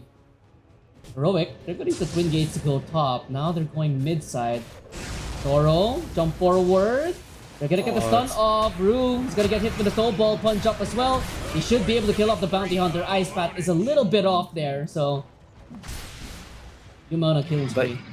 Yeah, I mean, you just use God Strength on Sven, right? And that's it. It's ending already. You're not gonna get anything off of this. And meanwhile, Lal is just pushed in top lane. Ooh. You were saying BKB pop, this will be coming out from your Toro. You're gonna try to turn around on this Mars. Sonic Wave as well. Do they have the Snowball safe? Here comes the Pulverize going through from Collapse, but in the backside, Laurel is trying to split up this fight. BKB activated. Black Hole, it's on the ready. It's gonna catch on onto your Toro. The Snowball though, it's gonna salt things out. They're gonna lose the Mars and the Tusk. Laurel is just free hitting. Collapse with a triple kill. Yuma is all alone. He's gonna turn around. He gets a double kill. Panta and Yatoro falls to the BKB of the Sven. Laurel, he's not gonna let the Sven get away though. Gonna get a track off there. Laurel with a Shiva's Guard. He can't really get the damage output thanks to the Shivas. Stun coming out here from the Centaur, but here comes the Collapse with the Pulverize. Yuma, he's gonna fall to Laurel and KJ. He's gonna be the final one. Team fight for Team Spirit. Wait a second, where'd the gem go? Oh, dude. Wait, where is the gem? There was a gem on King Jungle's, and he died. So now who has it? Nobody Uh, has it. I think one of the couriers picked it up. Yeah. Like there was a point of time where King Jungles was just standing there and he was like waiting for the. He was like passing off the gem to somebody. I'm not sure who it was though. Okay, but dude, really big team fight. I'm still trying to recap what happened there, but I think it was strange because Sven actually didn't have his god strength up by like the almost beginning of the fight, and it became very awkward, right? Like your team isn't sure how to take the team fight because you guys don't really have any damage. Enigma gets black hole off on a Sven that was very low HP, but he had Aegis anyway, and then you had a Skullfield that went in for no reason. It was a very messy team fight, and I think very poorly executed because they didn't like think about the damage element of the team fight at that point of time. And yeah, Collapse just going in with the BKB, pulverize, kiting everybody, getting spells off, over resetting, and then doing it again to make sure the Sven doesn't come out. Like very very beautiful gameplay from him. They are gonna get second Tormentor on Team Spirit again. That's actually really big. The net worth lead has now climbed to 11k. And they're gonna go through the portal, meet up with Collapse, and they might actually make a smoke play. they also have the No. shard on the bounty hunter as well if they Yeah. want to try Ooh, sneaking in. Collapse is spotted out by the sneaky ward at the Ancients at bot. So they do know this is happening, and they are gonna come in, but Whisper doesn't have a Come black hole. forward, hold on, they find Collapse. Sonic Wave stalls this one out. BKB popped up from Collapse. He's able to get away thanks to the Sonic Wave. And here comes Yatoro, the rock throw, stalling things out. Yuma still has a BKB, but the god strength is waning. Okay, honestly, this is an okay reset. Sure, you do lose the God Strength, but you didn't have the black hole. You preserved the arena. But I guess to be fair, then as well, right now, God Strength is the only damage that you have on the side of Heroic. I actually don't think there's any more damage coming in, which is quite a big deal, right? And Sven, Yuma is gonna go for the Satanic. He's queuing it up. He does have the Daedalus. But I am a little bit worried because it does seem like if Yuma is not able to pull off the damage in team fights, there is actually 0 damage on the side of Heroic. You have a bunch of stuns, you have a bunch of lockdown, you have a bunch of armor, auras to keep you survivable, but there is no damage. Come forward, they find Schofield. Snowball. Gonna stall things out, but it's gonna go right back into the ice path. That's going to be the gem drop. This time, it won't be... It won't be saved, by the yeah. courier. Not this time. They have double gems now on the side of Team Spirit. Okay. So good news is that if you look at Enigma's build, or Whisper's build on the Enigma, he is queuing up the Aghanims now. He is able to... His creep has been consistently farming all the waves, and you're going to see at top, Collapse is finally going to deal with that pesky creep. Oh, could While we jump mid-wave... this one? They're jumping forward to blink away the blink out. Manta! What the was Yuma that? gets hit Holy by the shit. ice path on the way out, but he's gone. Dude, this Blink Dagger pickup by Troll is actually so cool. Separate from the fact that it allows you to actually dodge out like stuns and arenas, even though you don't have if you don't have BKB, it's also really good for just waiting for the perfect moment to jump the Sven, right? As I mentioned before, Heroic needs the Sven to be in team fights to execute damage to get kills, but if Troll doesn't show, Sven can't show, because as soon as Sven shows, Troll will jump him and just 100 to 0 him. And then when that happens, then you have to black hole him because there's no other BKB piercing disable. Or you can snowball him, I guess. But then Primal Beast comes in, does the pulverize, and yeah, it's like you throw this card, I throw that card, and then I counter you with this card, and then he counters you with that card. And right now the cards are favoring Spirit. You do have the Aghanim Scepter now on Whisper, very least, but gonna pain with the Aghanims. Get his guard down, the Primal Beast going for the overwhelming blink next. I mean, so far, Peasant's Blood Red on Enigma should be able to change some things up, but there hasn't been a chance for Whisper to get off a clean black hole yet. Yeah, I think what's gonna happen KJ. right now. Oh, KJ. Oh, okay, no. it's okay. No, it's okay. It's actually fine. I think, judging from the way Heroic is positioning, I think somebody has made the call, or they've recognized that they actually cannot take team fights outside of their base right now, and they actually need to just split up and farm and really, really hope for the late game. And you can see all Oh, three cores. Schofield gonna get caught out again. Does have the Yule Scepter to try to stall this round and stall this one out. But Panto with the Ice Pat secures the kill onto Schofield. No Yule Scepter used. Another trap kill going into the pockets of Team Spirit. Yeah. Team Spirit are actually reacting so crazy fast. Like they find the kill on King Jungles, which reveals their positioning, and then immediately when that happens, Heroic goes like, okay, they're at top, they're at the bot side or their triangle area. We're gonna go to our triangle area or the left side to farm, and immediately you see right after that kill happens, Bounty Hunter just TPs onto the outpost which they took, and they control the area and they protect that ward, which means that now Heroic is actually really hard pressed to find places to farm, and now that they know that area is being controlled, it makes it very difficult for them to also contest Roche, which is coming up in 20 seconds.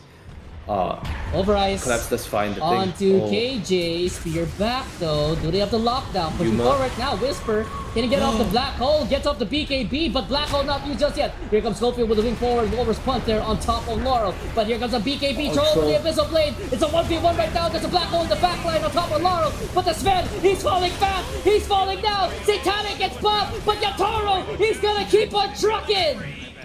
He has no chance of survival. Laurel survives the black hole in the meantime. And the Vi is gonna get picked up, slammed down. Triple kill for Yatoro as he blinks forward on top of Schofield. Team wipe again. Team Spirit as Laurel. He just soaks up the black hole again. Yeah, Team Spirit's now gonna get this tier 3. I think they're gonna get at least one set of racks in one lane, and then they're gonna go back for the Roshan, which is right now up. That's actually really unfortunate for Heroic. I was looking at Yuma's perspective the whole time.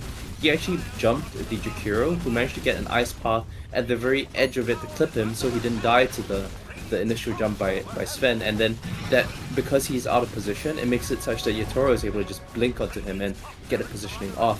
And meanwhile, Lal is zoning out the black hole guy on Whisper on the left side, and it makes it such that it's just impossible for Sven to play the game, right? Whenever Troll gets on top of him, the only counterplay is supposed to be the black hole, but the black hole is being wasted because Lal is zoning him out. So insanely good communication by Team Spirit as they're gonna get 2 lanes of racks here. There is one range racks remaining on the top lane, but they are also going to get the Roche pit, the Roche and the Aegis, and this is uncontestable, right? There's no black hole on Whisper. There is an arena on Mars, but there's also, yeah, I mean, you have to take the fight at your high ground now, and it's looking really bad for Heroic. And I would say that, oh shit, damn.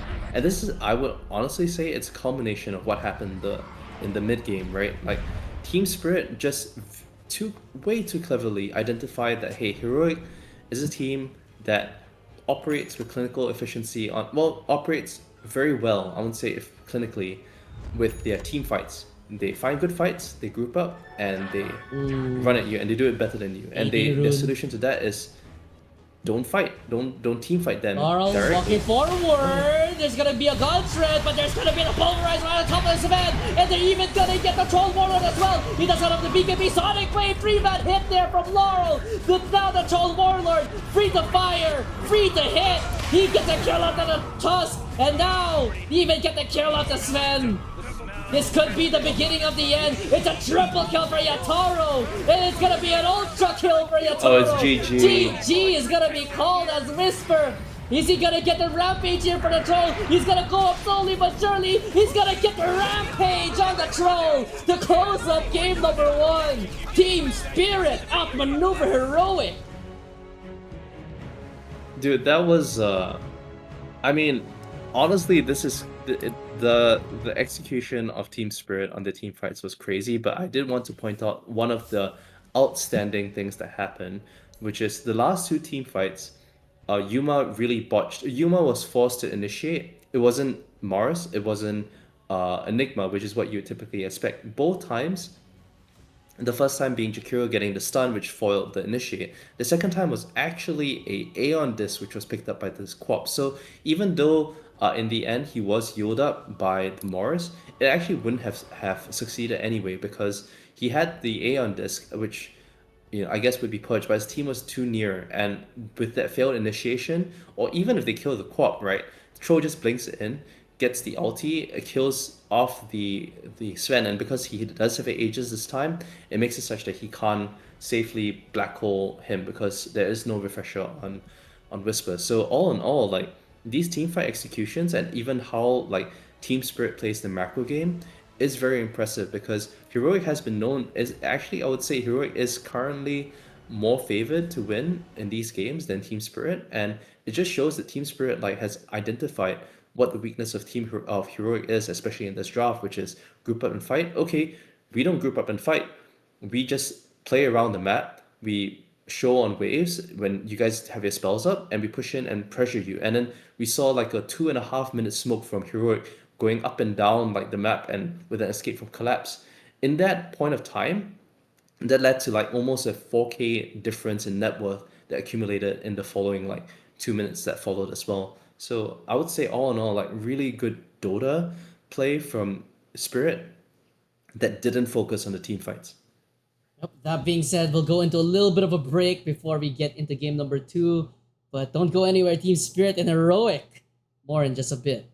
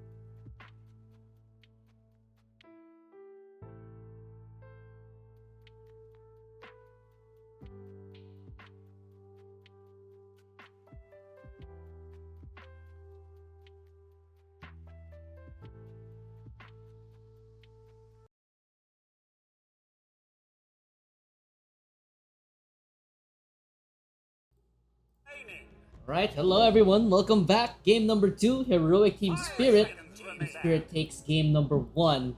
The Toro gets a rampage towards the end, and I wouldn't say it was a dominant performance all throughout, but I will say it was a very decisive game for Team Spirit. Yeah, I mean, I would say that it was a pretty dominant game all throughout, and we're gonna now come up with the second draft of the game, right? Heroic and Team Spirit. It seems like Heroic is still having first pick, and no, wait, sorry. Team Spirit now has first pick, and Heroic has second pick. So that's kind of affected how the draft is played out. We're gonna see that in the first game, Heroic actually, is it Team Spirit actually banned out the Naga Siren and the Gyrocopter. And in this game, Heroic themselves banned out the Naga Siren and banned out the Gyrocopter, which is strange to me because, again, I don't think this Gyrocopter ban is warranted. But at the same time, yeah, we also are going to see a Mars ban out from Heroic because they now have second pick, which makes sense to me because, again, if they don't go for Gyrocopter, which I didn't think they were going to anyway, they were definitely going to go with the first pick Collapse Morris, as they always do in all of the other drafts. So Timbersaw is going to be banned out. Lycan is going to be banned out. This is going to be a new one from the previous game. The previous game, we did see a Dragon Knight, a Sand King, and a Pangolier banned out for Team Spirit. And yeah, now this game, we have all those heroes left through. So all these heroes are now Team Spirit is actually going to be stuck with first pick because they're like, shit, what do we pick? And they are going to go with a Jakiro. Panto played it impeccably well the last game, I would say. I think he did really well with it, and they actually respond with a Night Stalker. Very interesting. Again, this is probably a Devi hero on post tree, but I would say that I don't see there being an issue with it putting in mid if the time calls for it. So I wouldn't say that this is locked in as a position 3 pick. Um, yeah. Yeah, you don't really Jakiro is see Night nice Stalker though. mid a whole lot, right? But I guess that's a beauty of Heroic's players, right? Devi and Whisper, of course, both experienced offlaners. Whisper, of course, now the mid laner. And I would usually see Night Stalker position 2 in my pubs, right? But I think that already basically you don't need to ban out the puck now if you're on Heroic. Yeah, I will say though that Night Stalker has been so Whisper has never played a game of Night Stalker mid, but Devi actually has been playing Night Stalker on the offlane, once against Team Liquid, which they won in the knockout game of the series, and once against Yakult Bros, which they then lost that game. Uh, I think it's interesting to note as well that um, Team Heroic, when they pick this Night Stalker, they tend to do it earlier in the draft, and they also do it with lineups that don't actually fight that much. And this is very interesting. I think this draft is quite strange to me, because Night Stalker Hoodwink is not a good lane pairing in my opinion. It only works if you see the enemy carry, who you can harass down. So for example, if they pick a Ursa here, then yes, you want a Night Stalker and Hoodwink against that. But in this case, there are a lot of carries that can deal with this. And Hoodwink also is different from Heroic's normal playstyle because Heroic does like to play these like big team fight heroes, and Hoodwink and Night Stalker are not super like group up and team fight, not like the Mars of the game. But yeah, we're gonna see a response on Slaughter, and Slaughter has been a staple for Team Spirit. Not against Heroic, but all the other teams typically ban Slaughter against Team Spirit because they can flex it on both mid and off lane. Collapse is a notoriously good Slaughter player, and I actually really like Slaughter for both Hoodwink and Night Stalker because if he gets the AM damage on them, it makes it such that they can't really kite around as safely, and all they really need to line this up with is a hero that can kind of like catch them. Yeah, so Tusk is one of them, right? You put the AM damage and you roll on them and you do a shit ton of physical damage. It's perfect, right? I really like a Slaughter Tusk lane matchup as well. So there are very few heroes that can deal with this combo. Yeah, but heroes as the well. looking at the Tusk snowball save, right? It's going to be relatively difficult with this Night Stalker just hovering around whichever the target Tusk wants to save. So I want to see what Team Spirit can do to answer that one, as they're gonna pick up the Queen of Pain on heroic. Yeah, but I would also say that it only really matters if you don't think. I mean, if Snowball Save, I feel, is relevant on a lineup that needs a Snowball Save, if that makes sense. Right? If I'm drafting heroes that can man up to Night Stalker, so like I'm thinking Naga Siren, but Naga Siren's banned, so uh Sven, uh Troll, perhaps? No, Troll is not a hero that mans up. What else? What other carry heroes? Let me see.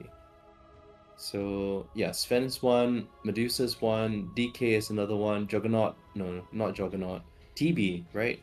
Wraith King. Like these kind of carry heroes, you don't really care about Snowball save against a hero like Night Stalker. You can just man up and like fight them. So I mean, I'd be looking to pick like some of those heroes on the carry or maybe mid if this is not Slaughter mid for sure.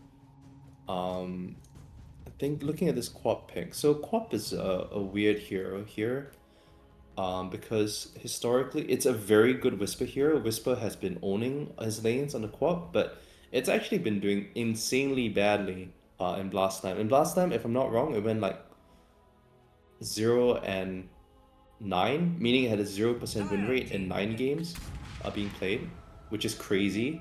And the next lowest win rate hero in Blast Time was Snapfire, if I'm not wrong. So they're Well, picking up two very strong laning heroes, but for some reason last time these heroes were also very highly picked and they were winning very little. So interesting to see. Obviously the game's not all about statistics. It's not all about which hero wins the most. But yeah, it's I'm not sure about the heroics lineup right now. It seems like they do need some kind of AoE stun or team fight to tie it all together. But you have a Night Stalker on plus 3 and a Queen of Pain on plus 2, so oh, there aren't a lot speak of of the heroes that can do devil, that. and the devil appears. Terror Yeah. Blade. Oh, damn. Okay, so TB is very scary this game, right? You have a Slaughter who can mark targets, and you have a Queen of Pain who wants to jump in, right? How can Queen of Pain ever feel safe jumping in when there's a Tusk and a Slaughter to mark you and stun you and keep you locked down, and a TB who's just shitting out damage, right? If your positioning is even a little bit off, you're completely screwed. Like this Queen of Pain can never safely jump in. Same, just the same for Night Stalker, just the same for Hoodwink. Um, so yeah, it immediately becomes very difficult for Hero because now their last pick carry needs to be some big boy man who can somehow man up to TB and Slaughter and Tusk because the rest of your team actually cannot.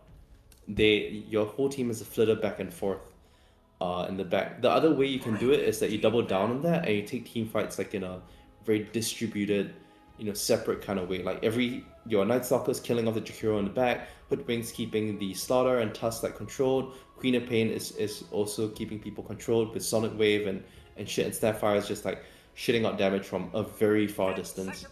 Um, so carries that would do that, wow, that's difficult. I would say AM would be one of the solutions for heroic if you do want to play in that way. Ursa is another one that does that. Uh, Monkey King as well. Lifestealer, ironically, is also a hero that does that, but it matches extremely poorly into Slaughter and Tusk, so I wouldn't go for that. Um, there aren't a lot of options right now. In fact, I actually think this is a pretty bad.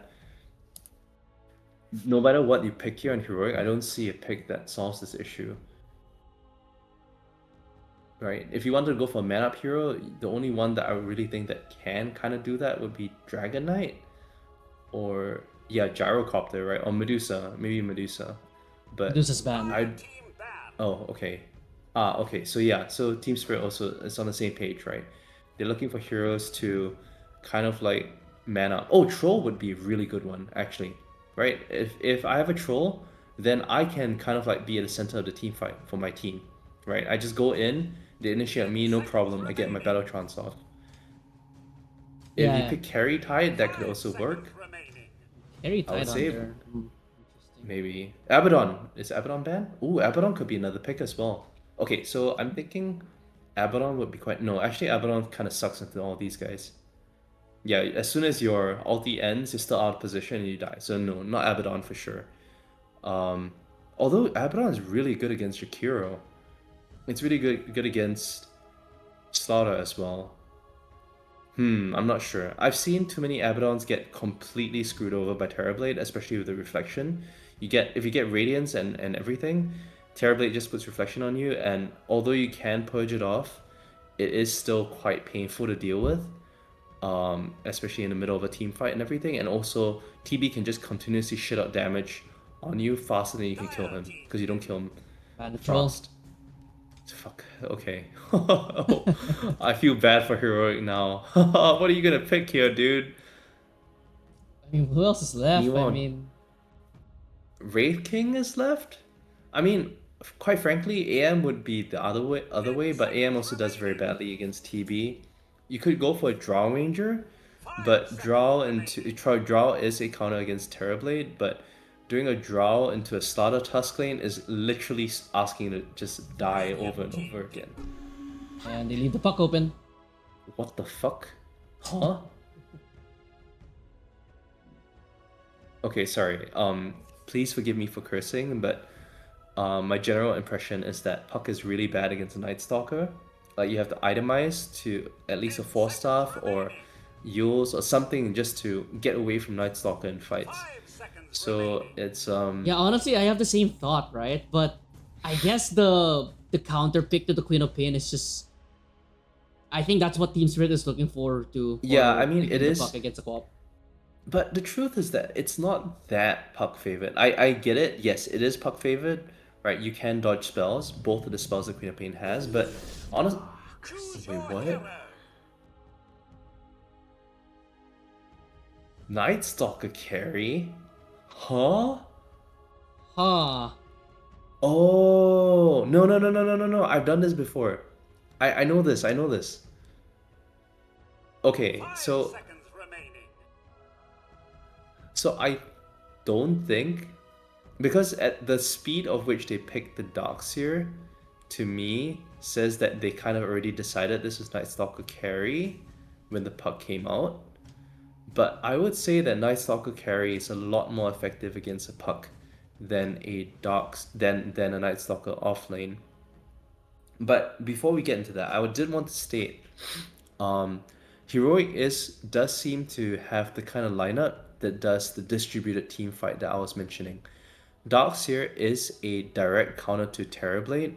In fact, I would say it's a very strong counter to Terrorblade, both in the laning stage because he does continuous magic damage against him, as well as the late game because he can make illusions of Terrorblade, which shits out even more damage than Terrorblade himself. And yeah, I actually quite like the Darkseer pick. But I would say this time we are looking at the reversal of drafts that Team Spirit and Heroic had in Game 1. Heroic looks like the kind of lineup that splits up and pushes waves with the Hoodwink and the Darkseer and the yeah, I mean, and like in their team fights it looks very distributed and split up with Queen of Pain, with Night Stalker and Darkseer. Whereas like Team Spirit actually seems to be the one that's going all in on the team fight this time. So it's so cool. I think this is so cool. It's Team Spirit's like, you know what, we beat you last time by playing a lineup that distributes your team fight and makes it such that we out tempo you and we outpace you. And this time we're gonna bring it to you with a big team fight, lineup. And then Heroics now like, sure, we are now, since you beat us with it last game, we're gonna show you that we can beat it with you this game as well. We're gonna have Darkseer, which is an incredibly strong tempo hero, a Night Stalker, which is not a late game carry, but it's also an incredibly strong tempo hero, and Queen of Pain. And it looks like, we're gonna see how the two ideas of drafts clash again.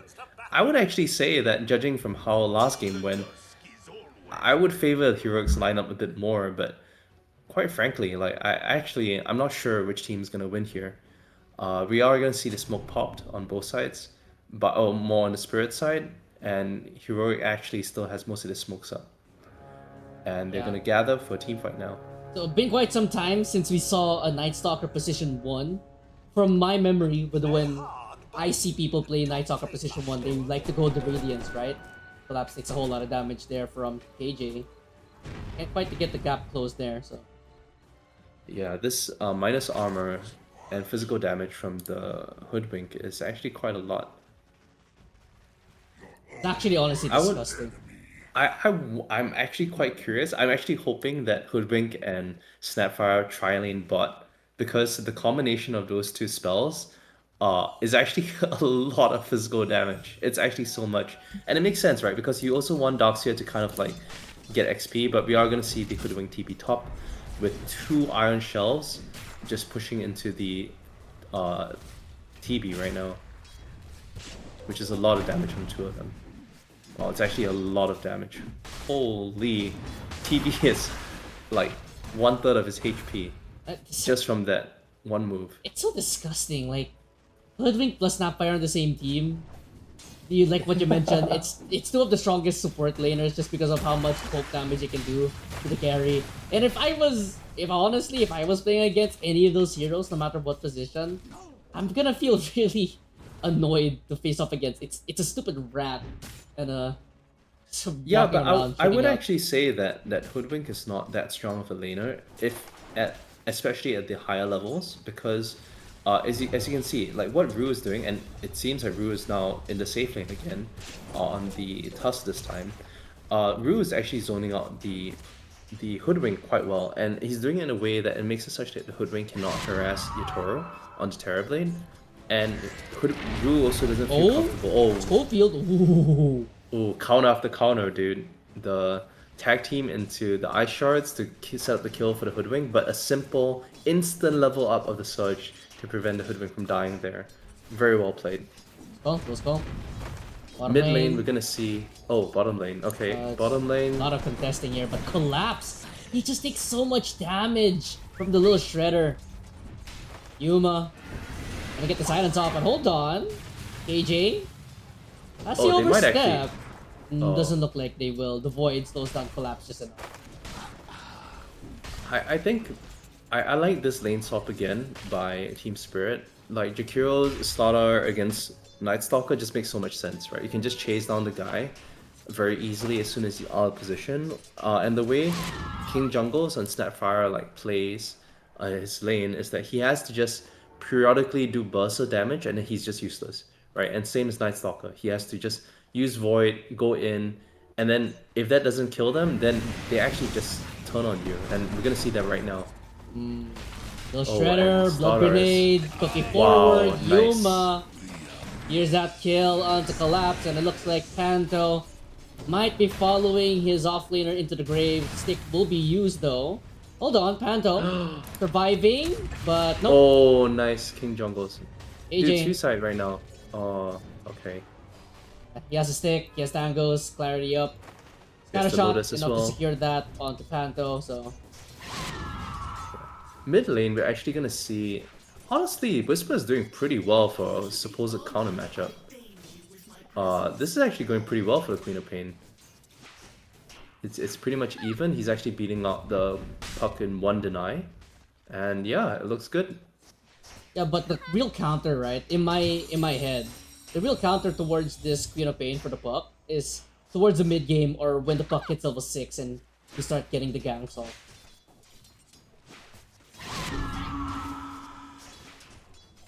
Ooh, puck made a really nice deny. Yeah, I mean, we are gonna see like rotations coming in, but quite frankly, I think it comes down to the runes, and heroic heroes are actually much worse at securing KJ. runes than Team Spirit. Gonna get ran at, but here comes Schofield with a rotation and now Collapse. Once again, I think he's just straight up dead again. He's gonna try to get a hit onto KJ, but Yuma. The body Yeah, blocks another him kill. just to give the kills to Yuma. It's fine to face from Collapse too. Yeah.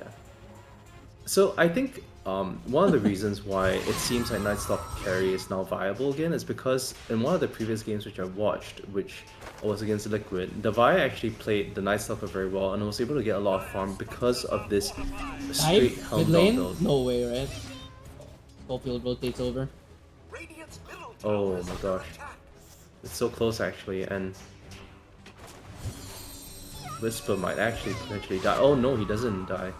He doesn't get clipped by the orb, which is a big deal, right? Because if he was clipped there, then he'd be extremely low in HP and he can't stay in the lane. But now, Lao's actually not able to harass him out.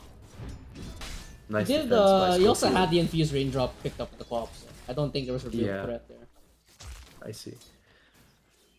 There is a stack made by Schofield on the triangle for both the Ancients and the large camp, which we are going to see Devi is going to be able to quickly, easily pick it up with the Iron Shell. Twin Gate, Sapphires up top alongside Schofield mid lane. Oh my god, we're going to see a Oil, Helm drop Dog down. coming out. Oh, On top of the co-op, do they have the damage? Silence comes out, Oh. Laurel oh, solo perfectly kills played by... Whisper. Meanwhile, top Laurel. side, they're gonna go on top of Yatoro. Trying to get away, surge forward. Can he get to the 9? No, he cannot. he Devi runs down the Terrorblade, and Rue is gonna come over to try to help out. The fight is very split up. Under the tier 1 tower, Devi gets hit. Oh, Panto turns it around. Meanwhile, Schofield Damn. looks like he might fall down to Rue. One more hit should do the trick, but the neutral will finish him off. But Panto and KJ in the trees doing a little bit of a tango. KJ comes out on top, Reflection comes out, KJ, he's gonna try to get to the neutral camps. He's just waiting for it. what's KJ doing? He's waiting for it. Oh, okay. He's playing with his Rue. Double Dude, neutral if Rue denies had for the heroic. shards, if Rue had the ice shards there, it would have failed. Like his deny would have failed. But yeah, interesting turnaround by Panto. Very well played by on all of them. Frankly, like there was a good deny, by KJ, Double but it was denies also a very though good for dive heroic. on Yatoro. Yeah, Devi is gonna get the Helm Dom now, and we're gonna see double Helm Doms come out. One on Night Stalker and one on Devi. Pretty disgusting strat if you ask me. Meanwhile, Whisper's farm is suffering, dude. He is like 2,000 net worth, whereas the Puck is like 3.1k. And it's actually quite miserable for him right now as a Queen of Pain. Oh, bottom side, looks like Yatoro makes his rotation down over, pops a Metamorphosis, and looks like they want to try to pressure this tier 1 bottom as by top side. Just chilling right now on the Twin Gates. Yeah, I mean, this is classic Yatoro. If he Oh, Devi. gets a... Ooh. He uses the Twin Gate, Surge going through. Oh, they miss a crush thanks to the Surge. Yuma coming over, uses the Void They and the might turn around for Silence. this. Panto drops down the Dual Breath, also the Wall of Replica pays down. But no kills coming out just yet. Beautiful Bushwhack hitting onto 2. Here comes the Double Save right on top of Devi. Do they have the damage for this starts here? It looks like they do. Rue will be falling down, but Devi, he falls. Whisper coming right on over. Gets a kill onto Collapse of the Bushwhack last second. Cancels the TP of Panto. And Whisper will be getting a double kill for his trouble. Dude, this is why, like, Darkseer is such a good tempo hero, especially in these early mid-game skirmishes, because even if he dies, he has like a creep with Iron Shell, he has his teammates with Iron Shell to just stick on top of these players, these enemies, and make sure that he's still getting a ton of impact on the fights again. And we are going to see him, you know, his net worth is actually very high up, just because of the fact that he has both Iron Shell and Helm Dom as farming mechanisms. So it is quite amazing to see. I actually really like this strategy that, you know, he has going for him with the Darkseer. I'm gonna put that down in my notes. Gonna use this for my pubs. Position 1 Darkseer, anyone? Oh my god, no. Hey Chris, And I you're know gonna that, see Yuma rotate up top. I know that you should pick me. Oh no. What? I'm dreading to ask this, but yes. What do you want me to pick you? Pick me Darkseer. Darkseer. Helm of Oh my Dominator God. into Radiance, am I right? Hell. I'm not talking about this. We are gonna see Panto actually just make a very strong push on mid lane. Whisper is just waiting here because he's thinking that Puck might be behind him, but Puck's actually just farming 2 camps at once. Efficiency Oh, 100. dude, this Queen of Pain's net worth is actually so depressing. Yeah, now they're trying to surround Whisper right now. Force It, Blink away. yeah, he's like so scared. He's like, just clear the wave and run, you know. I'm so scared, you know, I might die. And Puck is just missing, and now he has a shield rune. He's smoked up. He's rotating top. They know that somebody's at top right now because they did see someone on the ward, I think. Yeah. And they are going Now for the triangle. Levi, he's gonna get coiled. Metamorphosis popped as well. He breaks the coil. And it looks like Levi will be falling down. One of our kiss is committed as well. KJ's But dead as well. that's a little bit of save your friend syndrome from KJ as he's slowly gonna get run down here. Got a shot to try to stall out the inevitable, but Toro picks up the kill thanks to the metamorphosis. 2 dead topside. Yeah, Yatoro is farming incredibly fast, bro. This is Mid lane. insane. Oh, Like, it's still not yet over. Bushwhack will be coming out. Whisper gets hit for the silence, but thanks to the Bushwhack stall, his life should be safe for now. I am really hoping for game 3 to happen. So I will say that bit of copium, Yatoro having so much farm is not necessarily too terrible for the side of Heroic because you do have that Darkseer, right? So the stronger the Terrorblade is, the stronger your illusion of the Terrorblade becomes. And there is that potential for turnaround for sure. It's just, you know, I am worried for the side of Whisper, honestly, because Whisper's farm is really low, but so actually is the Slaughter, who is sitting just above the Queen of Pain right now. I mean, that's a difference, Smoke right? is coming up. The co-op should farm better than the Slardar just because she has a Cream of Pain. But the Slardar has been relatively left untouched in the bottom lane after that. Yeah, but if you look at the items of Slaughter and you look at the items of Oh the Queen wait, of smoke Pain, pops. They're under ward. Drew, duking, driving, beautiful ice shard, stalls this Oh, one that's out, a and they great can't ice get shard. this one. Oh Whoa. wait. Oh, pull back. Okay. Rue is fine though. that could have been really cool. Like, honestly, I was shocked. I was like, oh shit, he could die now. But Hero is gonna group up to take mid tower with the one Helm Dom. Devi is gonna somehow just kill the courier and nothing else. Law is actually really low on HP and mana right now, so he is not going to be able to fight this.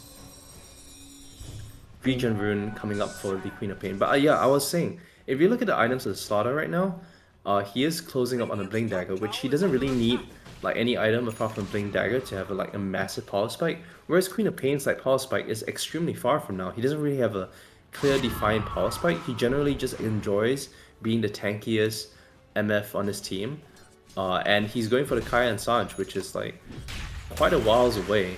So this Slaughter is actually, like, net worth aside, he is actually online. He's ready to group up with his team and take fights. But it is nighttime on the side of Heroic. So the Night Stalker will be able to, I guess, exert pressure on the map, which is what he tried with KG because they looked for a smoke and they didn't get a play. They are going to rotate top now through the portal and look for a potential kill on the Terrorblade. Interesting, because the truth is that Night Stalker and Snapfire actually can solo kill a Terrorblade even when the Terrorblade's at 6k, but KJ is spotted out by the ward that spots him out, and Yatoro positions a lot more defensively now. You see the hood He is gonna get caught though. I think Yatoro is just gonna straight up die here unless he does get his help from his team. Team Coil coming out. He does have the Sunder. He gets the Sunder. Oh my god. Yuma! He gets blown up thanks to that one. Laurel drops a coil. And now the Heroic side. Oh wait, Wall of Repco and the Bushwhack. And now the Mortimer's Kisses. The Wombo combo collapse. He's trying to juke and jive, but he will get run down there by the Darkseer. Chaos. Whisper comes in. They even find Yatoro in the end. Wait, what? Dude, this one ward from King Jungles won them the entire team fight. That's why you see he tips King Jungles because this one ward, if you look at the ward being placed like at the edge of the stairs, that ward first saw the Terrorblade hiding behind the trees, positioning defensively, but it wasn't actually defensively. It got off an amazing bushwhack, which led into an initiation. Sure, the Night Stalker died because of a botched completion of the fight, but when the NS got initiated, got killed, what happened was that Heroic was able to reset the fight. Yuma, he got the wisdom, but it looks like Rue He predicts that one, and now they're gonna collapse on top of him. Laurel gets that one. The brain power from Rue. It's okay. Yuma's creep is still alive, so he's gonna farm on that creep. As you're gonna see, Collapse is gonna chase down that creep, but he's not gonna get it. It's okay. Yuma's still farming, guys. You know, he's dead, but he's still farming. It's okay. And we're finally gonna see Panto de-ward that extremely, explicably troublesome ward that lost them that team fight. I would really wanted to say that one ward, which was in a very weird position, caught out so many. It caught out the TP from Yatoro twice. It caught out the initiation from Collapse to make the initial Citizen Crush a failed one because they positioned themselves defensively. It made it such that Devi could actually get out an incredibly nice wall of replica. He actually tried to vacuum. Sorry, not. He actually tried to use the Hurricane creep to pull the Terrorblade into the wall and failed. But even then, like, it was just such a good ward because it allowed Heroic to use that information to choose like how they wanted to execute. And they knew like, okay, you know, Sawda failed his crush, we can turn around. Our Queen of Pain's here, we can get spells off. We don't care about TB. TB is actually quite easy for us to deal with now. And yeah, they caught him off twice, won an incredible team fight, and a net worth swing that was favoring Spirit now goes 1k in favor of Heroic. The painful thing is that Yuma did die twice, and his farm has been very severely impacted. And you know, now it's him at the bottom, and Queen of Pain is top side. Slightly higher. The two supports. They essentially solo or rather tag team Yatoro. Dude, they are out for Yatoro, man. And to be honest, Yatoro kind of deserves this for farming in the same spot twice. But yeah, I mean, like Snapfire is a really nice counter to Terrorblade in a certain regard, because at some point, like, he's, you know, in the early game, he's just gonna be able to shoot globs of fire at you, and all they need is just one stun to lock him down for a little bit of time. And yeah, it becomes very difficult for Yatoro to survive in any these team fights. Moving with the smoke coming in, smoked up without Yatoro. They see the couriers. They know where, they know where they are. Gotta get caught out here. They have the lockdown. AD run as well for the puck. They have enough damage to bring down Divide. The Dream Code will be going right on top of the Night Stalker. But here comes the Sonic Ray spinning up this fight. Rue will fall down, but KJ is getting jumped now by Collapse. Collapse taking way too much damage. A shotgun to the face will secure that one. Panto will clean up KJ at the end. And another bushwhack. Man. Cancels Panto. If I had a dime for every time Panto's TV got cancelled by a bushwhack, I'd have 2 dimes there, Krayos. Because it's happened twice. This is crazy. Okay, so you know, Team Spirit showing some massive balls here, having the Terrorblade die, and then they just go like, no, it's okay, we smoke. We know that, you know, they don't have the spell up. We know where they are. They smoke from a really weird, like, unexpected position to climb up. But then they get the kill on Devi, and then because Devi is so tanky and they waste so much spells on him, the Night Stalker comes in, gets immediately stopped by the Ice Path and the Coil. But he provides so much vision that, you know, it's just free pickings for Bushwhack. And we're going to see bot, they're going to go in on the KJ. But Schofield is pulling off some incredible Bushwhacks here. And a lot of it is actually because of the vision of this Night Stalker. Like, he's able to get these perfectly timed ones off. Oh, and he is going to die here, though. Perhaps. All good things must come to an end, right? Oh, wait, unless Sharpshooter? Going over hill? Oh, he couldn't get it over the hill. Oh, that's unfortunate. Not enough. Gets punched down there by Rue. Schofield. Oh, I actually would think that he should be climbing over the hill there. This is surprising. I really thought he was going to survive there. Pixel perfect, I guess. Or pixel imperfect, in that case. Yeah. So now Whisper is actually getting a BKB, so he decided to not complete the Kai and Sanj and go for the BKB first before completing the Kai and Sanj. Once he has the BKB, which is he's 500 gold off of. I think Collapse can actually beat. Collapse broke the smoke of KJ or rather just KJ, so they do know that they're gathering up here on Team Heroic. Interesting. That is unfortunate timing for Heroic there. Yeah. I'm just thinking, right? Remember what I said before about the fact that both teams have very different kind of draft lineups. One team is a lot more about tempo, and one team is a lot more about team fight. I think I may want to take it back a little bit, because I think now that I really think about it, the way Heroic's lineup works is that they still work very well together. especially with, you know, Darkseer Wall, with the Bushwhack, which more and more seems to be like a team fight spell, especially considering Schofield's getting off these like two-man Bushwhacks every single time. It's now looking to be a more kind of like late game or a big team fight skirmish kind of team fight, because the way Heroic's playing is that they're also just pushing in lanes and they're grouping up to look for plays. And this is the kind of game which, you know, fans love to see. You know, you just have teams like grouping up, smoking, and then fighting each Setting other up for 5-on-5 Tormentor over here. and over again. Torm is gonna happen, and they are pointing this Yeah, out. the It's ward. nighttime. Yeah, they know. They are gonna move on this. They know they're all low, And and they're now immediately they channeling Bushwhack, Bushwhack. Bushwhack! Run! Oh! No! Oh no! Ooh! Root doesn't cancel that charge. Ooh, that That's so was unfortunate. way too close for comfort That there was for way too Yatoro. close, actually. Yeah. Oh, that ward. I mean, Schofield is getting. I mean, it used to be KJ, right? Now it's Schofield getting off these perfectly timed wards. That was almost disastrous for Team Spirit there. Yeah, I mean, I'm surprised they didn't run for this earlier. Like they Oh, wow. decided that they wanted to group up for more, but they were unsafe. Laurel drops down the 3-man coil, but no, the backpack Oh my into god. the silence. Meanwhile, Dude, elsewhere, that was so cool. Panda takes on Schofield, but wow. Dude, did you see that? So what happened was that KJ cookied the Darkseer to get him a bit closer so that he could vacuum him into the Night Stalker silence just in time for the the Puck's like spells to come back up. If that happened like 1 second later, the Puck survives there. So perfect coordination by KJ, Devi, and Yuma. Really, really cool. Collapse, meanwhile, off in the bottom lane. Gonna try to cut the waves. They're going for Set up Roche now. heroic, yeah. Roshan, Radiant Can they on do your Roche? Night Stalker. Is this a Roche lineup? I guess you can with all the iron shells. All the creeps, all the iron shells, all the regen. Slowly but surely, but hell of dummy creeps are dying. Oh, nice. No.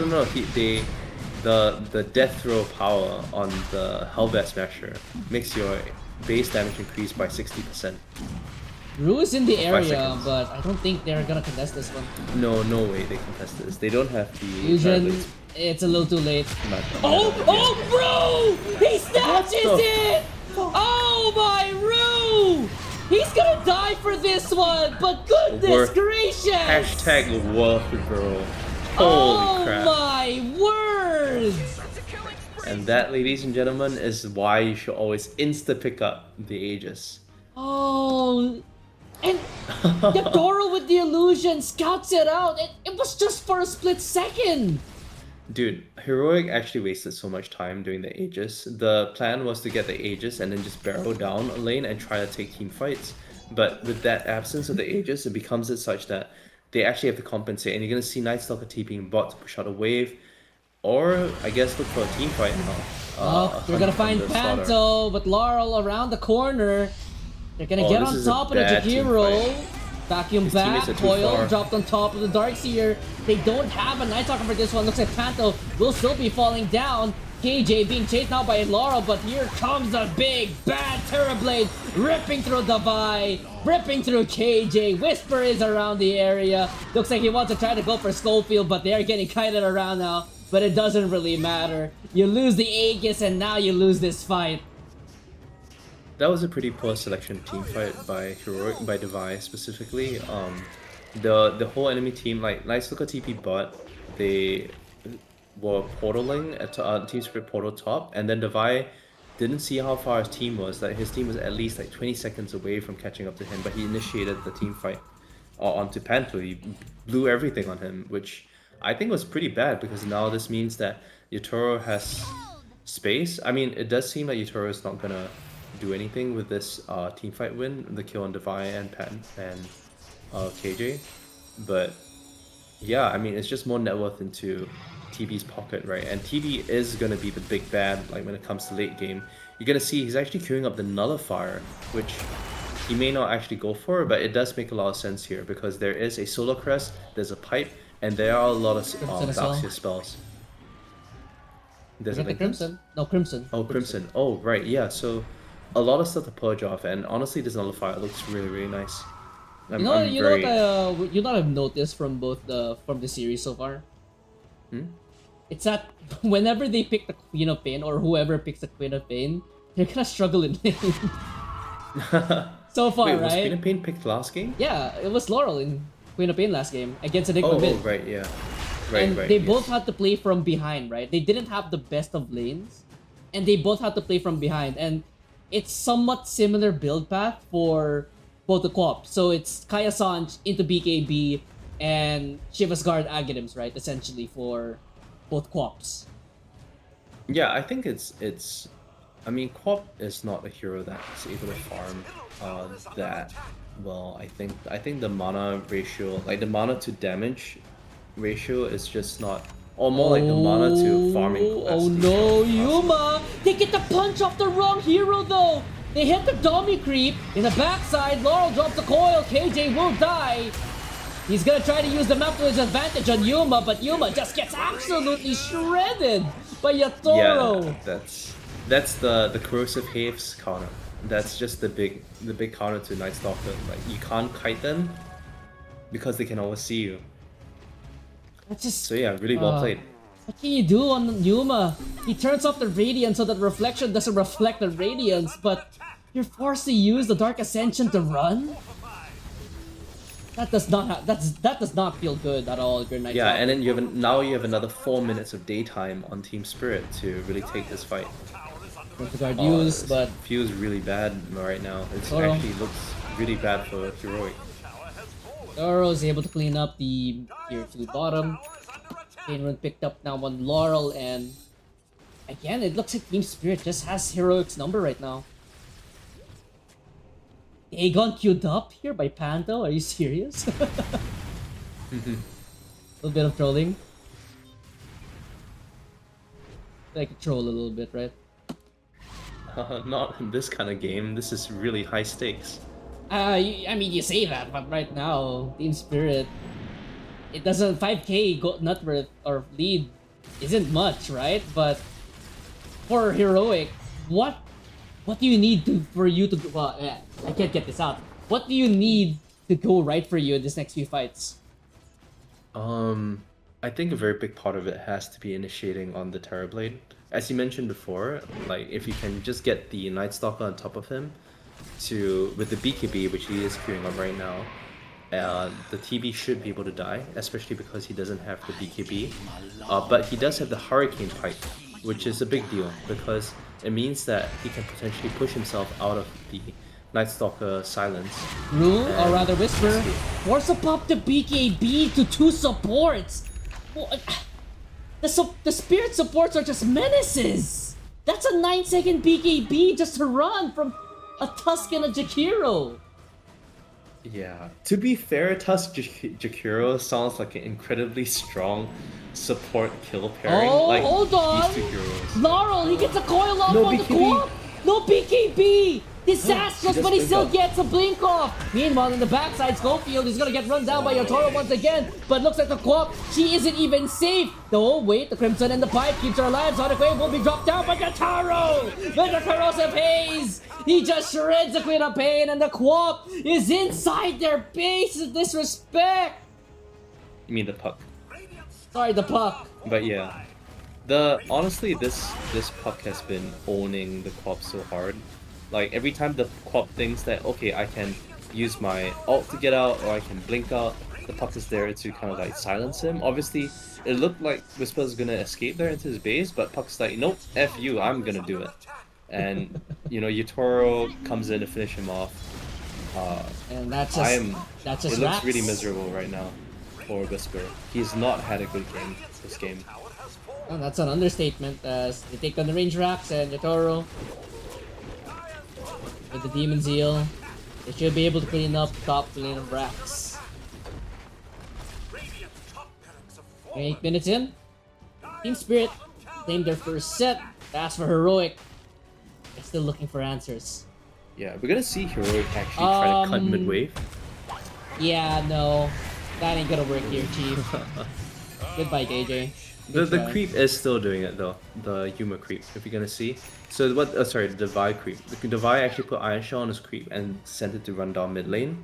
hoping to delay the push coming down mid, but now those creeps are unlocked, and we might see a push come out from mid soon, but it does seem like Yotaro wants to complete the Scotty that he has, and yeah.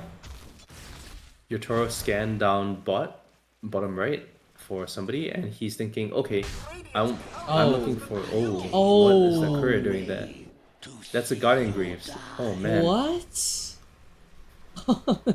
I mean, That is unfortunate if right you're there. collapsed, like, oh, okay. So it does seem like they're gearing up for the Tormentor at bot, because they took it quite early on, like about 20... Yeah, so Tormentor does respawn right now. And Wow. oh my god, that is so fast. No one gets a shard because everyone has a shard already. Yeah, so everybody gets 4.5k. Sorry, 0.45k. That's That's worth a it. lot of gold. That's a lot of gold, actually. Wait, is that more than a shard? That is, right? Yeah, it should be, right? Oh, but smoke movement coming out from Heroic. Ward plays down. Here comes the Dark Ascension coming out from you. What a bushwhack again! Bushwhack! And the Sonic... Oh, the Sonic Wave misses! Oh, no, Whisper! The Vi takes down Panto. KJ will fall down to Laurel. But this fight looks disastrous. Dreamcoil plays down right They on need to top get of out right Darkseer. now. But they The have the TB time is to gonna get go to out. town. The Vi... He's gonna survive initially, but Yuma gets shredded by Collapse and Yatoro! And the Vi is stuck in between the shards! 3 dead, and only Panto dies on Team Spirit! But the Sonic Wave, oh no! Oh man. Oh, okay, aside from the Sonic Wave, it actually looked really good. The problem is that the second they know that they don't get Yotaro because he gets that Hurricane Pike off, there's no way you survive there. You get the Nullifier off on anybody, and we saw that it came off on Yuma, and instantly Yuma dies. Right? You know, There's no way. You've been glazing Schofield's Bushwhack so much that unironically, I feel like Whisper may have like missed it because of the Bushwhack.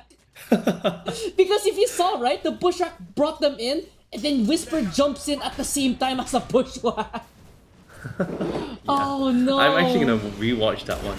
It looked like it, right? Because Whisper like Let me see. screamed at their location or at their past location because of Bushwhack. Oh yeah, no, it wasn't a bushwhack, it was the vacuum. So Oh, it was a the Vi vacuum. vacuumed them to the left, and then at the same time Whisper actually screamed. So this wasn't actually Whisper's fault, this was a device Okay, fault. sorry Schofield, you took a stray. I just hate that. I hate that stupid squirrel. So you can see that both Slaughter and TB both have nullifiers this game, and it's actually so good because it's just completely nullifying Oh, everything. D-ward that attacked by Device tries to do. KJ. He's gonna die. Oh man. Yeah, it's looking not good, not great for Heroic right now. The Night Stalker carry was supposed to be the tempo pickup, but now it's looking pretty useless in fights against a TB. Disassembles the Radiance for a nullifier. I think this is the all-in play right now if you're on side of Heroic. What are you nullifying though? You're just nullifying a Hurricane Pike, right? That's the only thing you're looking to nullify. Yeah, I mean, okay, fine. Oh, Dark Ascension. They're gonna get the silence on top of the Laurel. But they already get rid of Schofield. Buyback coming out from KJ. But now the chase is on. Laurel pushing forward right on top. And here comes a Walrus Punch right on top of Yuma. Yuma is just getting absolutely shredded by Yatoro. Double kill again for him. Ice Trap going up right on top of the Vi. The Vi dead Ooh, again. the Yatoro illusion. Sonic Wave. Pushes Yatoro them illusion is back. killing Ruma everyone. fall down. Laurel gets a kill onto KJ. That's a dieback. But Yatoro, he's left all alone standing. Laurel finds Whisper once again, BKB pop, but he's gonna use it to run away it's again. looking like a end of the game actually. Like if they don't respond to this, if they don't buy back something, they could actually get tier 3s. I don't Sorry, think tier they 4s. have any buybacks apart from Schofield, who's up in 5 more seconds. They have one more hold left in them, I think. So this is the closeout of the game. That's like, it. GG. It's GG. Laurel just goes in. A little bit of disrespect. And asunder just for good measure. But Team Spirit just dominate Heroic. Shut them down in this best of 3. Yeah, it looks like Team Spirit figured out Heroic. They figured out the way they... I mean, Heroic's draft looked quite weak this game, I definitely have to say. But Team Spirit definitely outplayed them on many levels. The vision was really good. The way that they took team fights is really good, and the fact that like TB was just this unstoppable guy at some point of the game, they just had faith in their lineup and just farmed until they recognized that okay, we grouped up, we can execute these heroes, and the team fight execution from heroic. Unfortunately, they misplayed quite a few times, I think. But yeah, ultimately, like Team Spirit, definitely strong contender. It looks like they're back on rhythm. Shout out Panto, completed the Dagon. He did do it. Well, with that being said, that was the best of three between Heroic and Team Spirit 2-0 victory there. Dominating fashion as well. So that's gonna wrap things up for tonight. I've been Ano, that's been Kreos. Good night, everyone. Good night, everyone.